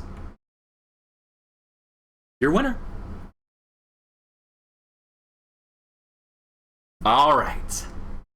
Now, let's go ahead and load up the fourth truck and load up the fourth map, Night Ride. In this version of the game, the unpatched version, and crash. So, this is one of the more infamous bugs of the unpatched version. I mean, you have your choice of them, but the fact that the fourth map doesn't work, that it just crashes the game straight away. Which is why we will return to the patched version. And, Mega 1. And Night Ride in this is not a unique city map, as you may get the impression of here. I believe it is a reversed version. It is a mirrored version of either Devil's Passage or Small Town Road. Let's do Small Town Road first. And then come back, so we can compare and contrast. This one will have sound effects again, at the very least. The ambient hum of the engine. Our opponent's off to an early lead, but we will catch up. We will endure. Mr. Taco saying surprise this game even had a patch to begin with. That's yeah, curious, right? I think it was a situation where they realized that the infamy of the internet review was going to potentially drive up some sales, and so maybe they hurried to get that that patch out to be like, oh well, if people are going to buy this, they might as well get something playable out of it. But I don't know. It really is shrouded in mystery. For all Sergey Titov has said in interviews, for all the defenses he's mounted of himself and as much responsibility as he's dodged, yeah, in the process there, I guess he can't really speak to it. If he was, in fact, involved with this in any capacity. And as far as like the other people who work for Stellar Stone, none of them have come forward. None of them have claimed ownership for this. What the heck are these road marks? Rightfully asked ProStecker92. Yeah, I think they're flipped at the wrong angle. I think these are meant to be vertically oriented, but just aren't. So that's certainly a curiosity, isn't it? Oh, we still got credit for getting that one. Oh, we drove through those mountains. That's interesting. Some of them you drive through, some of them you drive up. Dealer's choice. Oh, back just in time, though. God forbid I missed that checkpoint. Yeah, so in the speed run of this that Alex Navarro does, he practiced driving backwards and like all the right times to like go left and right, so that he can complete the races as quickly as possible, that he can go through all the checkpoints to still complete the race. So there is a way, there is a method to the madness. If you commit yourself to it, you too can speedrun big rigs if you learn the ideal timing and then learn the maps, learn the tracks. As much as I love this bad game shit, as much as this is my life, I have not committed to that. I have not committed so far as to do that. Now, I think there's another patch version of this game that exists. Yeah, another version that fixes the typo with the year winner screen that makes it like... that makes a different typo and, or puts a apostrophe. They changed something with that, as I remember from the Cutting Room Floor article. Which also goes to show like a bunch of weird textures that are just present in the game that aren't used, a lot of weird sprites and stuff. I think some of them, like I think there's like a couple like soldier sprites in it, and I'm gonna guess those are remnants from Private Wars. If I had to try and give like a solution to where that came from. I think there's one that's apparently risque. Like some like lady in a bikini or something of that nature. But yeah, we're doing the fourth map round, right? I have picked the right track, and we're just driving in reverse right now. So which map does this correspond to? Must be Devil's Passage. Must be one of the first ones, because I remember, like, them having this open road and that building. Yeah, so this is reverse Devil's Passage 1. I'm just curious, because there's a Devil's Passage 2, and you think that would be the mirrored one, but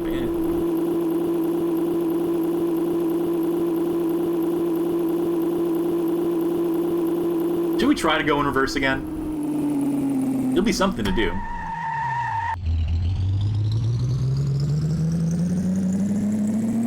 I wish there was a way to look behind us. So I could, like, drive in reverse, like, officially, but...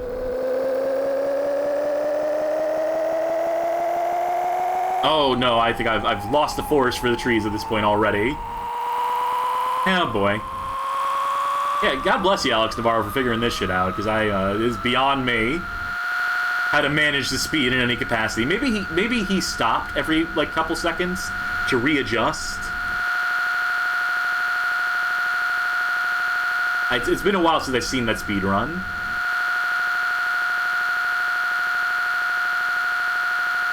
I wonder if you can use the orange lights as a sort of beacon, as a sort of guide. Oh yeah, I'm drinking, noticing, are those headlights bleeding through the, those are supposed to be the tail lights.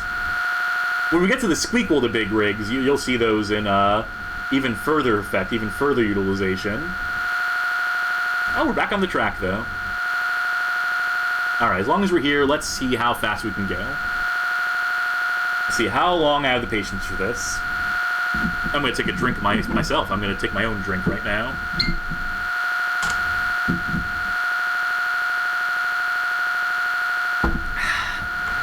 Timrod saying, what surprises me is that no one has ripped these maps and put them in Counter-Strike or TF2 or something. Well, first of all, you'd have to recreate them. I mean, whatever proprietary format Sergey Titov stored his map data in isn't going to be immediately compatible with the PSPs or whatever that a Source Engine or Gold Source Engine game would use. And, you know, beyond that, like, these would be the biggest maps, the most obnoxious, worst maps in the world to play on, which I get the appeal of, making a map of that nature, just a shitpost, a fun map, as it were, as we used to call them back in the day, but,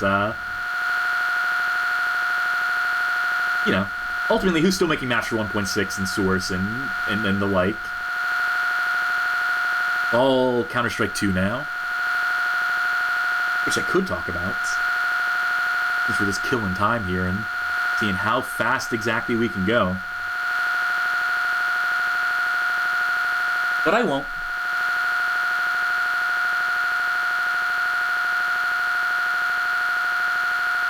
Oh, there's worse. Someone recreated the entirety of Ocarina of Time in TF2. That's a passion project. That takes a lot of work to do. You know? It's probably not as simple as they make it sound, or as the existence of that might imply.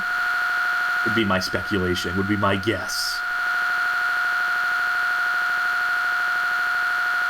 We are certainly traveling at some speed right now. I can't tell if it's like 4,560 whatever, or because there are digits beyond that go off the chart, that go outside the space there. I saw our truck for a second. I saw our big rig. Oh, there we go. I want to get to the point where it looks like the odometer is standing still. It's going so fast, like the blades of a helicopter caught on film, where you can't even flag that it's still moving, because it's moving so fast in a circle.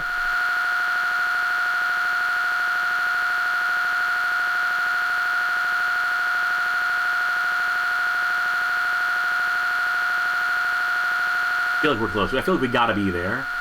Because I'm only seeing, like, 3 prongs in my eye right now. Then that'll become 2, then it'll become 1.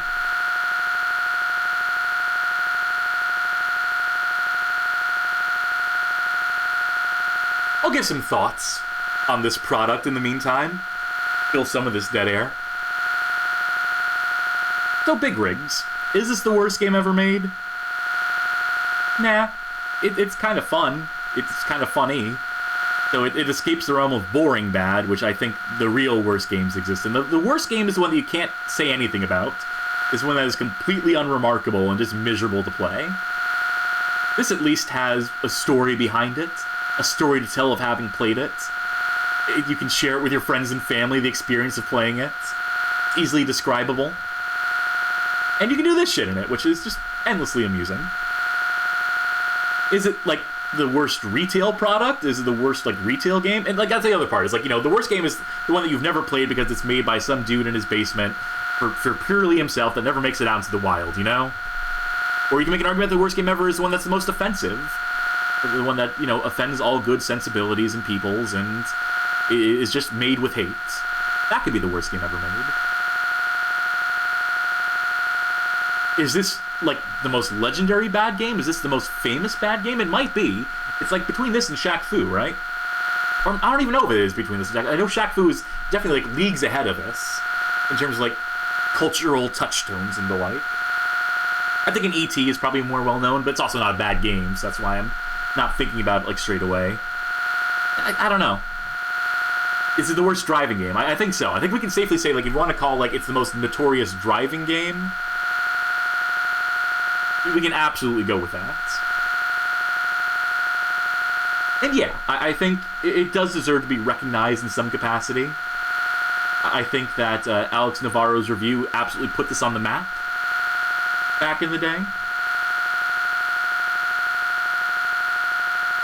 Video Game King offers a third definition. The worst game ever made is one that's actively harmful in some sense, like the Atelier games with malware on it, or the Cookie Mama game with crypto malware. That Cookie Mama game doesn't actually have crypto on it. The Superstar or SingStar, whatever it's called, that doesn't actually have. That was misreporting. But yeah, I would agree that a game that actively hurts your computer, like Virus the game where it deletes your files or whatever, you know, sure, you can argue that, but I guess you know what you're signing up for with a game like that. So when that harms your computer without you knowing it, or destroys your memory card, or whatever the case may be, that could be worse. But I don't know. I don't think a game that gives you joy like this does. And to be clear, no one has, like, really paid for this game, right? Like, it existed on the Walmart bargain bin for a minute, but, like, no one in the past 20 years of this game being around has really, like, sought it out. Unless, like, they're trying to collect it like a novelty or what have you. The point I'm trying to make here is that you can't really get mad at this game if you downloaded it for free, right? It's not wasting your time. You're wasting your time playing it, but, like, you know what you're getting into. You know what you're signing up for when you download this. That you're just going to hold down the down arrow and see how fast you can go at a certain point. I see the negative numbers wrapping back around and going into positive numbers in the little coordinate in the bottom left. So it is entirely possible that, like, we can wrap around to something or other.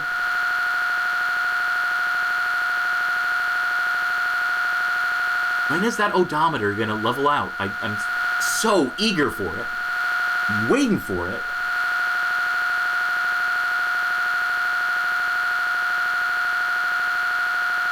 I know I've done it before. I just don't remember how long it takes. Codeman38 has been providing some good insights into the soundtrack that hasn't loaded up in this game, that will never load up in this game in the chat. But I do appreciate that. Oh, there it is! There it is! We've reached equilibrium! We've reached centrifuge! There it is! Oh, I believed in me. I believed in me the whole time. And if I can't believe in me, then how can anyone else? Real Car says, can you keep streaming this until morning? I think the audio will help me sleep. No, we are going to have to stop this eventually. Like, right about now. Alright, now the long drive back. No, that's alright. I will quit the windows on that one. That's Big Rigs Over the Road Racing. I could play it, or I could do every track legitimately. But there's something more interesting. There's something more exciting here that I am privileged to show off. There is one more game. There is the sequel to Big Rigs Over the Road Racing. There is 2004's Midnight Race Club Supercharged, or Supercharged Midnight Race Club Bikes, Cars, Trucks. The Bad Streets. So, Stellar Stone, Game Mill, After Big Rigs, determined we got one more in us. This is the last studio that Stellar Stone ever produced. Game Mill will, of course, go on to publish the likes of Skull Island, Rise of Kong, and the like. But I do have one more quote about this from the year winner interview. According to Sergey Titov, dude, as far as I remember, Game Mill wanted to make one racing SKU, but split it into two, Big Rigs and Midnight Race Club. I can't understand why they wanted to do that and why they decided to release pre-alpha versions of the game to the public. Maybe they were too greedy, says the man who is notorious for scamming people on Steam, but we'll get to that after the game more. And the other thing I want to mention is that in Sergey Titov attempting to defend himself, he mentions that people complaining about Big Rigs. The Big Rigs comparison always amuses me because it's the same thing as saying Unreal Engine was used in shitty Game X, so why do you think Gears of War will be any different? We provided technology for Big Rigs, that's true, but overall the game wasn't based on our design, our decisions on what to do and when and how. More importantly, Big Rigs is maybe one of 100 or so titles our team members worked on. Which is a fair point. People can work on a bad game, then go on to do other things in the industry. It just so happens that Sergey Titov went on to do a bunch of scams, so his word is not really worth much. This is Midnight Race Club Supercharged. This runs a Car Z executable. The executable name is Car Z, much like Big Rigs before it. It looks very similar, you may have noticed. But this is different.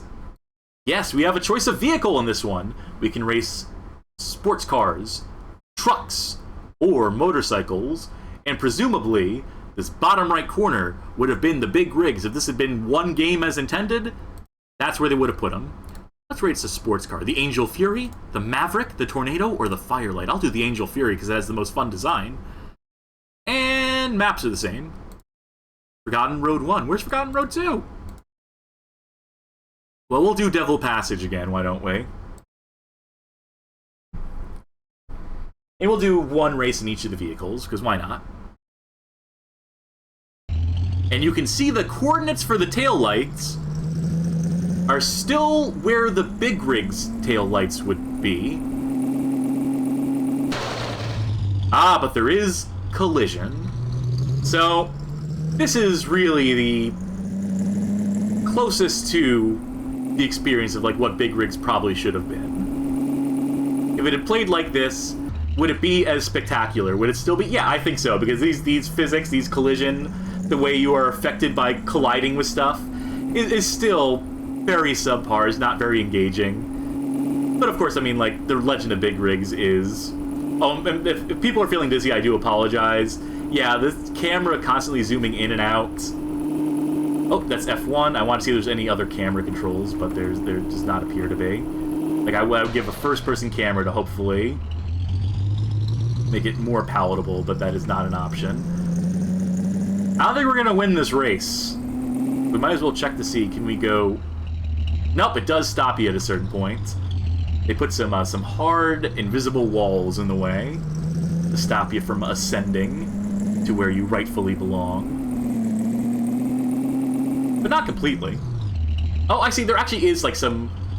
It does actually calculate. Okay, so that's fair, that's good. Video King says, I must assume the infinite backward speed was patched. Why don't we find out? I genuinely don't remember myself.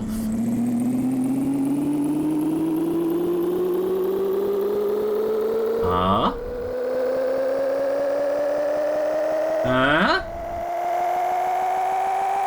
Uh-huh? Yeah. We're getting there.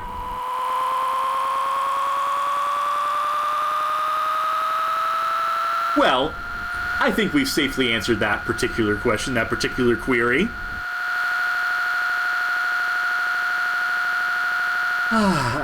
It's coming back home, like I said earlier.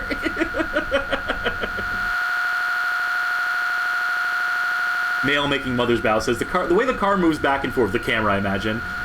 That reminds me of the Grand Cherokee I used to have.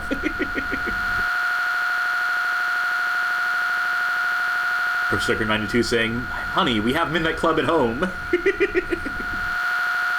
This is better. This is Supercharged, baby.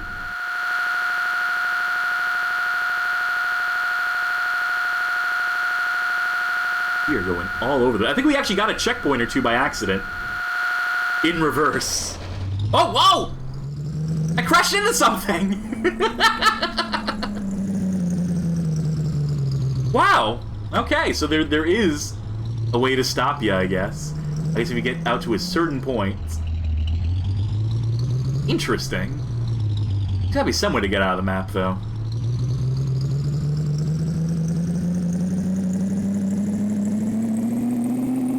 Wherever that may be.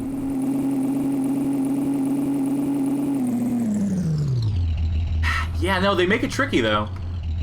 They really don't want us doing it. And these angles are killing me.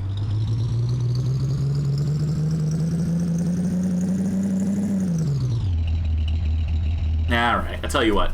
I want to do an actual race. I want to try to win a race. We'll do it in a truck.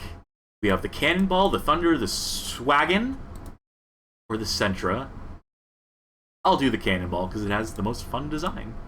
We'll do Night Ride. We'll see if it's an actual Night Ride map, or if it's just the mirrored map again. No, it's actually just a crash again, is what that is. So we're back to the issue we had in the original release of Big Rigs, where it just crashes. Oh, and this time around, OBS is not picking up that the window is open. I'm gonna have to... There we go. Custom race. Cannonball. We'll do Small Town Road. Want to win this one. Oh my god, they're so much faster than we are. I'm just gonna have to get them in handling. I'm gonna have to get them in turns and pure driving skill. Or maybe their max speed is lower than mine and I can just outdrive them. Our speed is still very slowly climbing. And yeah, this camera is enough to make anyone sick.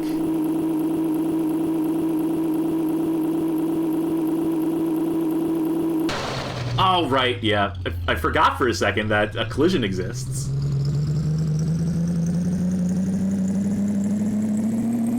Let's hope the opponent can't capitalize on that.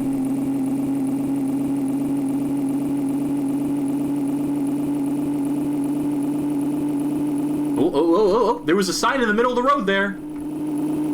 A few of them, as a matter of fact. At least the road texture here makes more sense. The line the right way, so small improvements.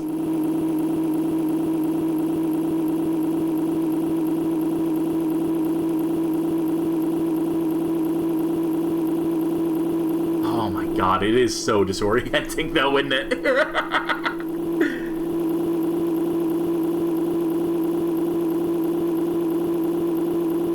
Get there, I promise. In fact, is this mirrored? I remember the... Oh. Steered off course again. I remember the Arc de Triomphes looking things being earlier in the stage when we played it in Big Rigs. All that matters is that we are well ahead of our opponent right now. Still.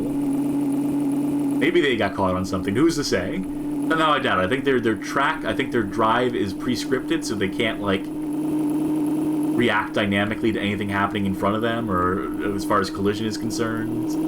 There ain't no rubber banding, I can tell you that much.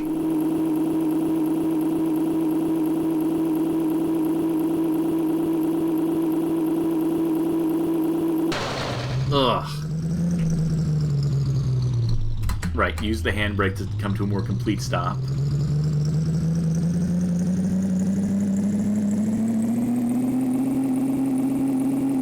Just skin the cat there.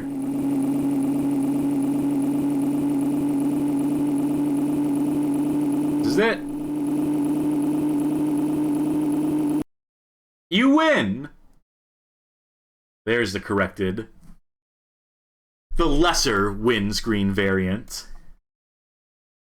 Pro Striker 92 says, I'm very afraid of how bikes will behave in this game. Spoilers, going to be exactly the same as all the other stuff. These two bikes don't have riders. These two do. I'll do one without the rider. I just want to ride the bike itself. And we'll do the Forgotten Road. Since this is such a forgotten game. A forgotten gem, truly. Now, I want to lose this race. To see if it's even possible to lose the race. You can see the taillights again. They shouldn't be. Street light colored oddly.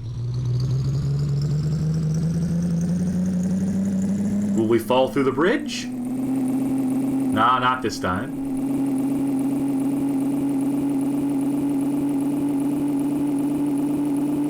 This may be the worst one yet as far as camera shaking, the camera tilting.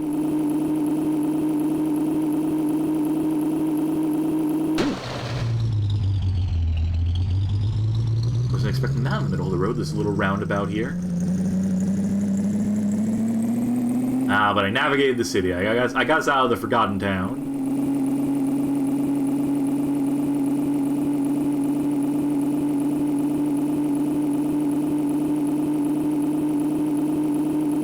So yeah, if I was being held at gunpoint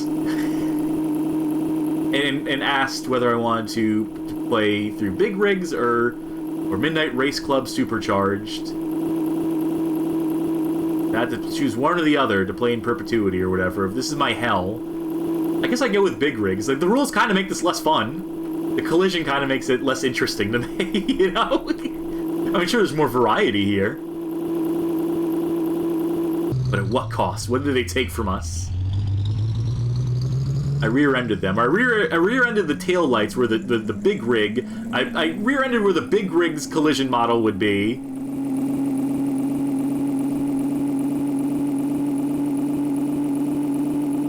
Yeah, I just want to see if it's possible for the AI to win in this, or if will this stop immediately at the last checkpoint like they do in Big Rigs, even when it's patched.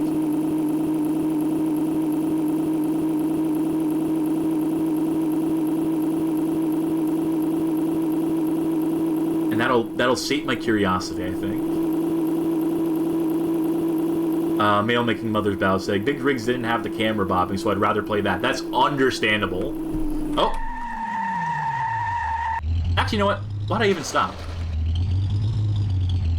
Let's go off the bridge. Let's go off the road. We're not playing for time here. Can I even get up this? That's the question. Oh, no. Oh, no, I just realized I made a huge mistake. I don't think I can get back up here.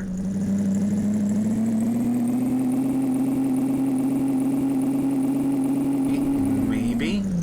No, my momentum stops. Even if I hit it in reverse.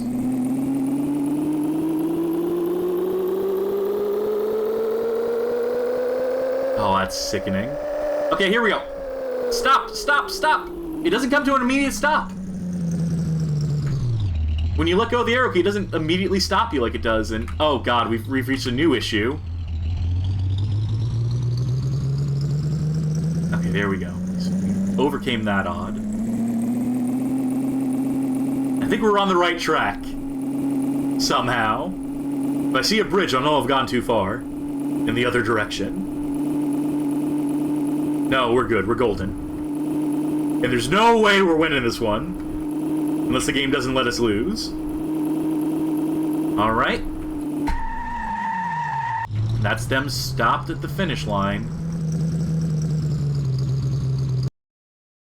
Despite everything, we still win.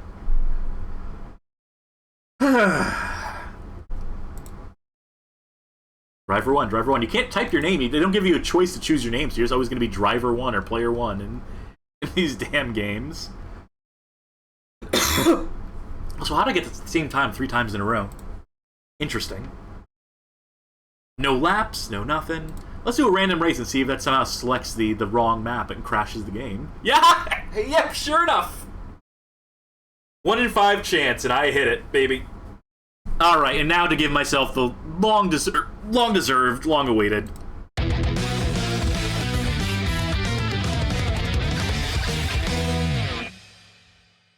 Ah, there it is. Boy, howdy did I earn that one. So, let's finish this story off. Let's wrap this up. 2004 with Midnight Race Club Supercharged, that is the last game released by Stellar Stone. Around 2005, 2006, they go out of business. Their domain goes down, they stop maintaining that.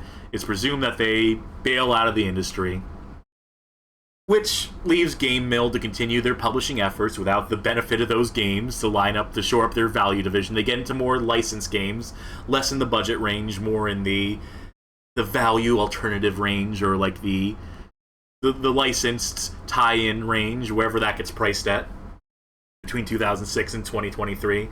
But more importantly, where is Sergey now? Well, he went to Riot Games and developed League of Legends. Now, to be clear, he didn't develop all of League of Legends. To quote an interview with Eurogamer, conducted in 2016, titled "The Man Behind One of Steam's Most Controversial Games is Back," it may surprise some to learn that prior to his stint on the War Z, we'll get to that in a minute, Titov worked at Riot Games from 2006 to 2008, where he served as a technical director on League of Legends before that game's launch. When asked why he left Riot, Titov says that MOBAs were not his passion.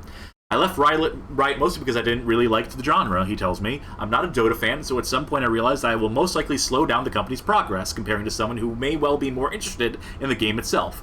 Riot have a unique culture, something I've never actually seen before, but it's pretty much a place for people who are very invested in the genre and the game itself. It wasn't me. I love shooters." And I do want to give this last quote from him as well. Actually, I have a couple more, but I'll give this quote anyway. "Basically, I firmly believe that game development is hard enough, so if anyone in a team doesn't fully love what they're doing, they should step down. So everyone should be aligned with each other and be fully dedicated, and by that I mean not only professionally, but on more personal level too. At some point, I want to stay in game development, but I want to stay more in technology development and engine writing," he explains. "But over the course of years, it's all transformed, and now I'm doing more business side production than anything else. I haven't touched code in the last 5 years. Or so he claims. Now, I mentioned the War Z there. Before we get to that, we got to mention a couple other games. 2011 is War Inc. Battlezone, one of the first free-to-play games to come out on Steam.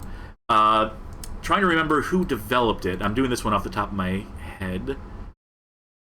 What studio? Because I should mention that Sergey bounced between like a half dozen different studios, all with different branding. Basically kept trying to dodge any sort of responsibility.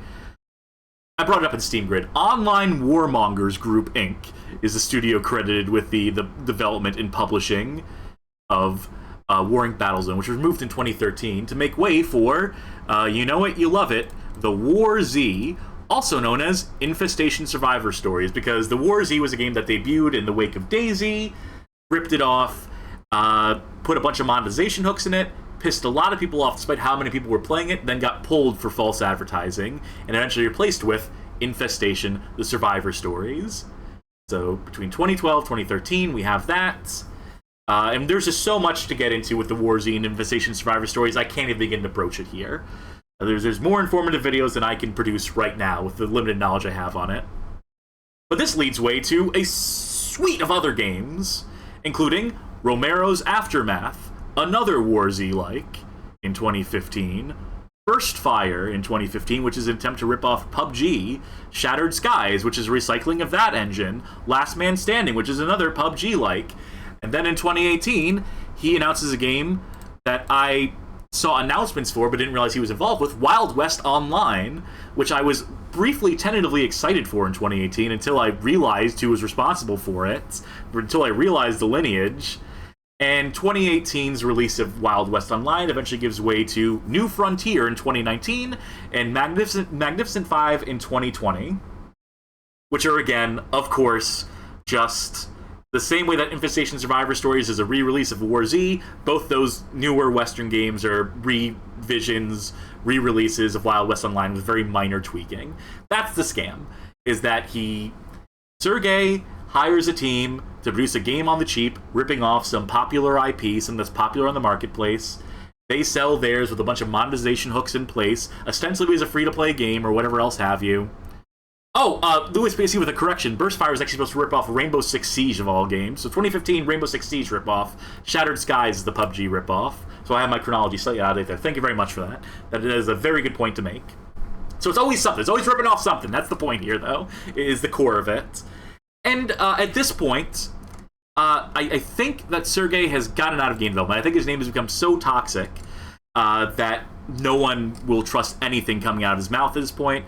No one will trust any game coming from any studio he's involved with. Again, to quote the Eurogamer interview, I have a few more quotes from Sergey here to close this out. There's basically a perception that exists, but we never actually had the fact that I'm involved or that some other developers from our team are involved in these games, Titov tells the article writer over Skype. We didn't hide it. It was always there on a press release or a website or on the forum, implying that he doesn't put his name in the credits or have himself as top billed, which, I mean, if you're a producer, you're not going to top bill yourself anyway. So, some argument there. But Eurogamer, bites back at him in this interview and says, well, that's a cop-out. Which eventually prompts this sort of exchange and this revelation coming from Titov. Titov can never escape the past completely. The internet sometimes forgives, but it never forgets. The Eurogamer writer asks, how do you feel when you go online and see a bunch of people saying terrible things about you? Quote Sergey. Oh, it still bothers me. At the same time, I've kind of accepted that that's the modern internet, so I kind of became a public figure, and not everything you hear about public figures is true. But yeah, it hurts, obviously. But it was in some way my decision to become this public face for the game. This is referring to Shattered Skies, by the way. It's hard for me to say. Oh, you guys are so unfair. I'm a good guy and everything. Even if I feel that, it was my decision to become a public face, and that's a consequence of that. Which sounds like a lot like a guy taking responsibility for his actions until he realized that he released 4 more fucking games in the next 4 years that are just reskins of the same fucking game engine. Okay, anyway. Where is he at now? Well, he's running a venture capital firm called the Games Fund. And he's also in on that blockchain grift with Metaverse Labs is another company he's on the board of that I think has $250 million in seed money to explore metaverse potential or whatever. So he's still getting paid. He's still playing with big money. Does he have hands on all that money himself? Is he in charge? Probably not in these cases. He's probably just one of many figures that is scheming, executives in a boardroom, deciding what can we do with this money? Where should we invest it? If it keeps him away from producing, directing games on his own, that's probably for the best at this point. I hate to say it, but this is the dude that is rightfully drummed out of the industry. I don't usually, celebrate or encourage acknowledging, saying, this guy shouldn't make games. But this is a case where when you've, scammed people out of money as you have and false advertise your games and recycle content to the egregious extent that Sergey has in the past 10 years or so, the past 14, 15 years, we'll say, then yeah. So, you can blame him not for the Stellar Stone output. If you want to believe, if you want to take him at his face, that he did not directly develop those games, that he simply licensed his engine out, so be it. But everything else that he did was still questionable at best. Beyond that, everything he's had his grubby little hands in. But don't want to end on a negative note. We want to end on a celebratory note here. That was the Stellar Stone Spectacular. I hope you all enjoyed it. Hope you all enjoyed the selection of games we had on offer today. A little interesting history of a developer. That's a developer's entire output in a succinct 2-ish hours, give or take. And yeah, it's a lot of ones we can knock off, that we can scratch off the list now, including Big Rigs, which is obviously important to the Bad Game Hall of Fame and our branding. You see the trophy in the background here, for Christ's sakes. In the trophy icons next to all our subscribers in the chat. And it's everything I've done with Bad Game Hall of Fame obviously comes back to the Big Rigs to some extent. So, yeah, it's good that we finally played it. One of these days, maybe I'll write a proper article on it, see if I can't do any more digging, find any of the other developers who worked on it. Whatever the case may be. There's more story to be told here. I shared as much as I know personally, and that's all I could do on such short notice. I apologize, but I hope it was fun regardless. And that there was some interesting tidbits, some maybe something you didn't know before that you learned from this. That's always the Bad Game Hall of Fame hope, is that you come away from these streams a little more educated on the way the games industry works, why bad games are the way they are, how they come to be. We'll be back at some point, presumably. If not tomorrow, then maybe on a Thursday or a Saturday. We usually stream Saturdays. We stream every Saturday. We stream intermittently on different days of the week. This was a rare Monday stream. I don't usually do Mondays, but I had the opportunity and I had to take it for such an important, a monumentous occasion such as this. Even if I had to do it solo. But, yeah, thanks again for tuning in. Check out the Discord. Consider subscribing, following, on pledging on Patreon. Let's see who we can raid. Gotta be someone up playing their games right now. Ooh, Dot Level appears to be playing Magical Harurutu-kun on the Mega Drive, some 1992 cute-looking game. Cute-looking VTuber. Give them the raid. I'll give them the views. Why not, right? Yeah. That'll do it here for that'll do it for us here at the Pack Game Hall of Fame. It's falling apart at the end here. I've been Cassidy. Bye!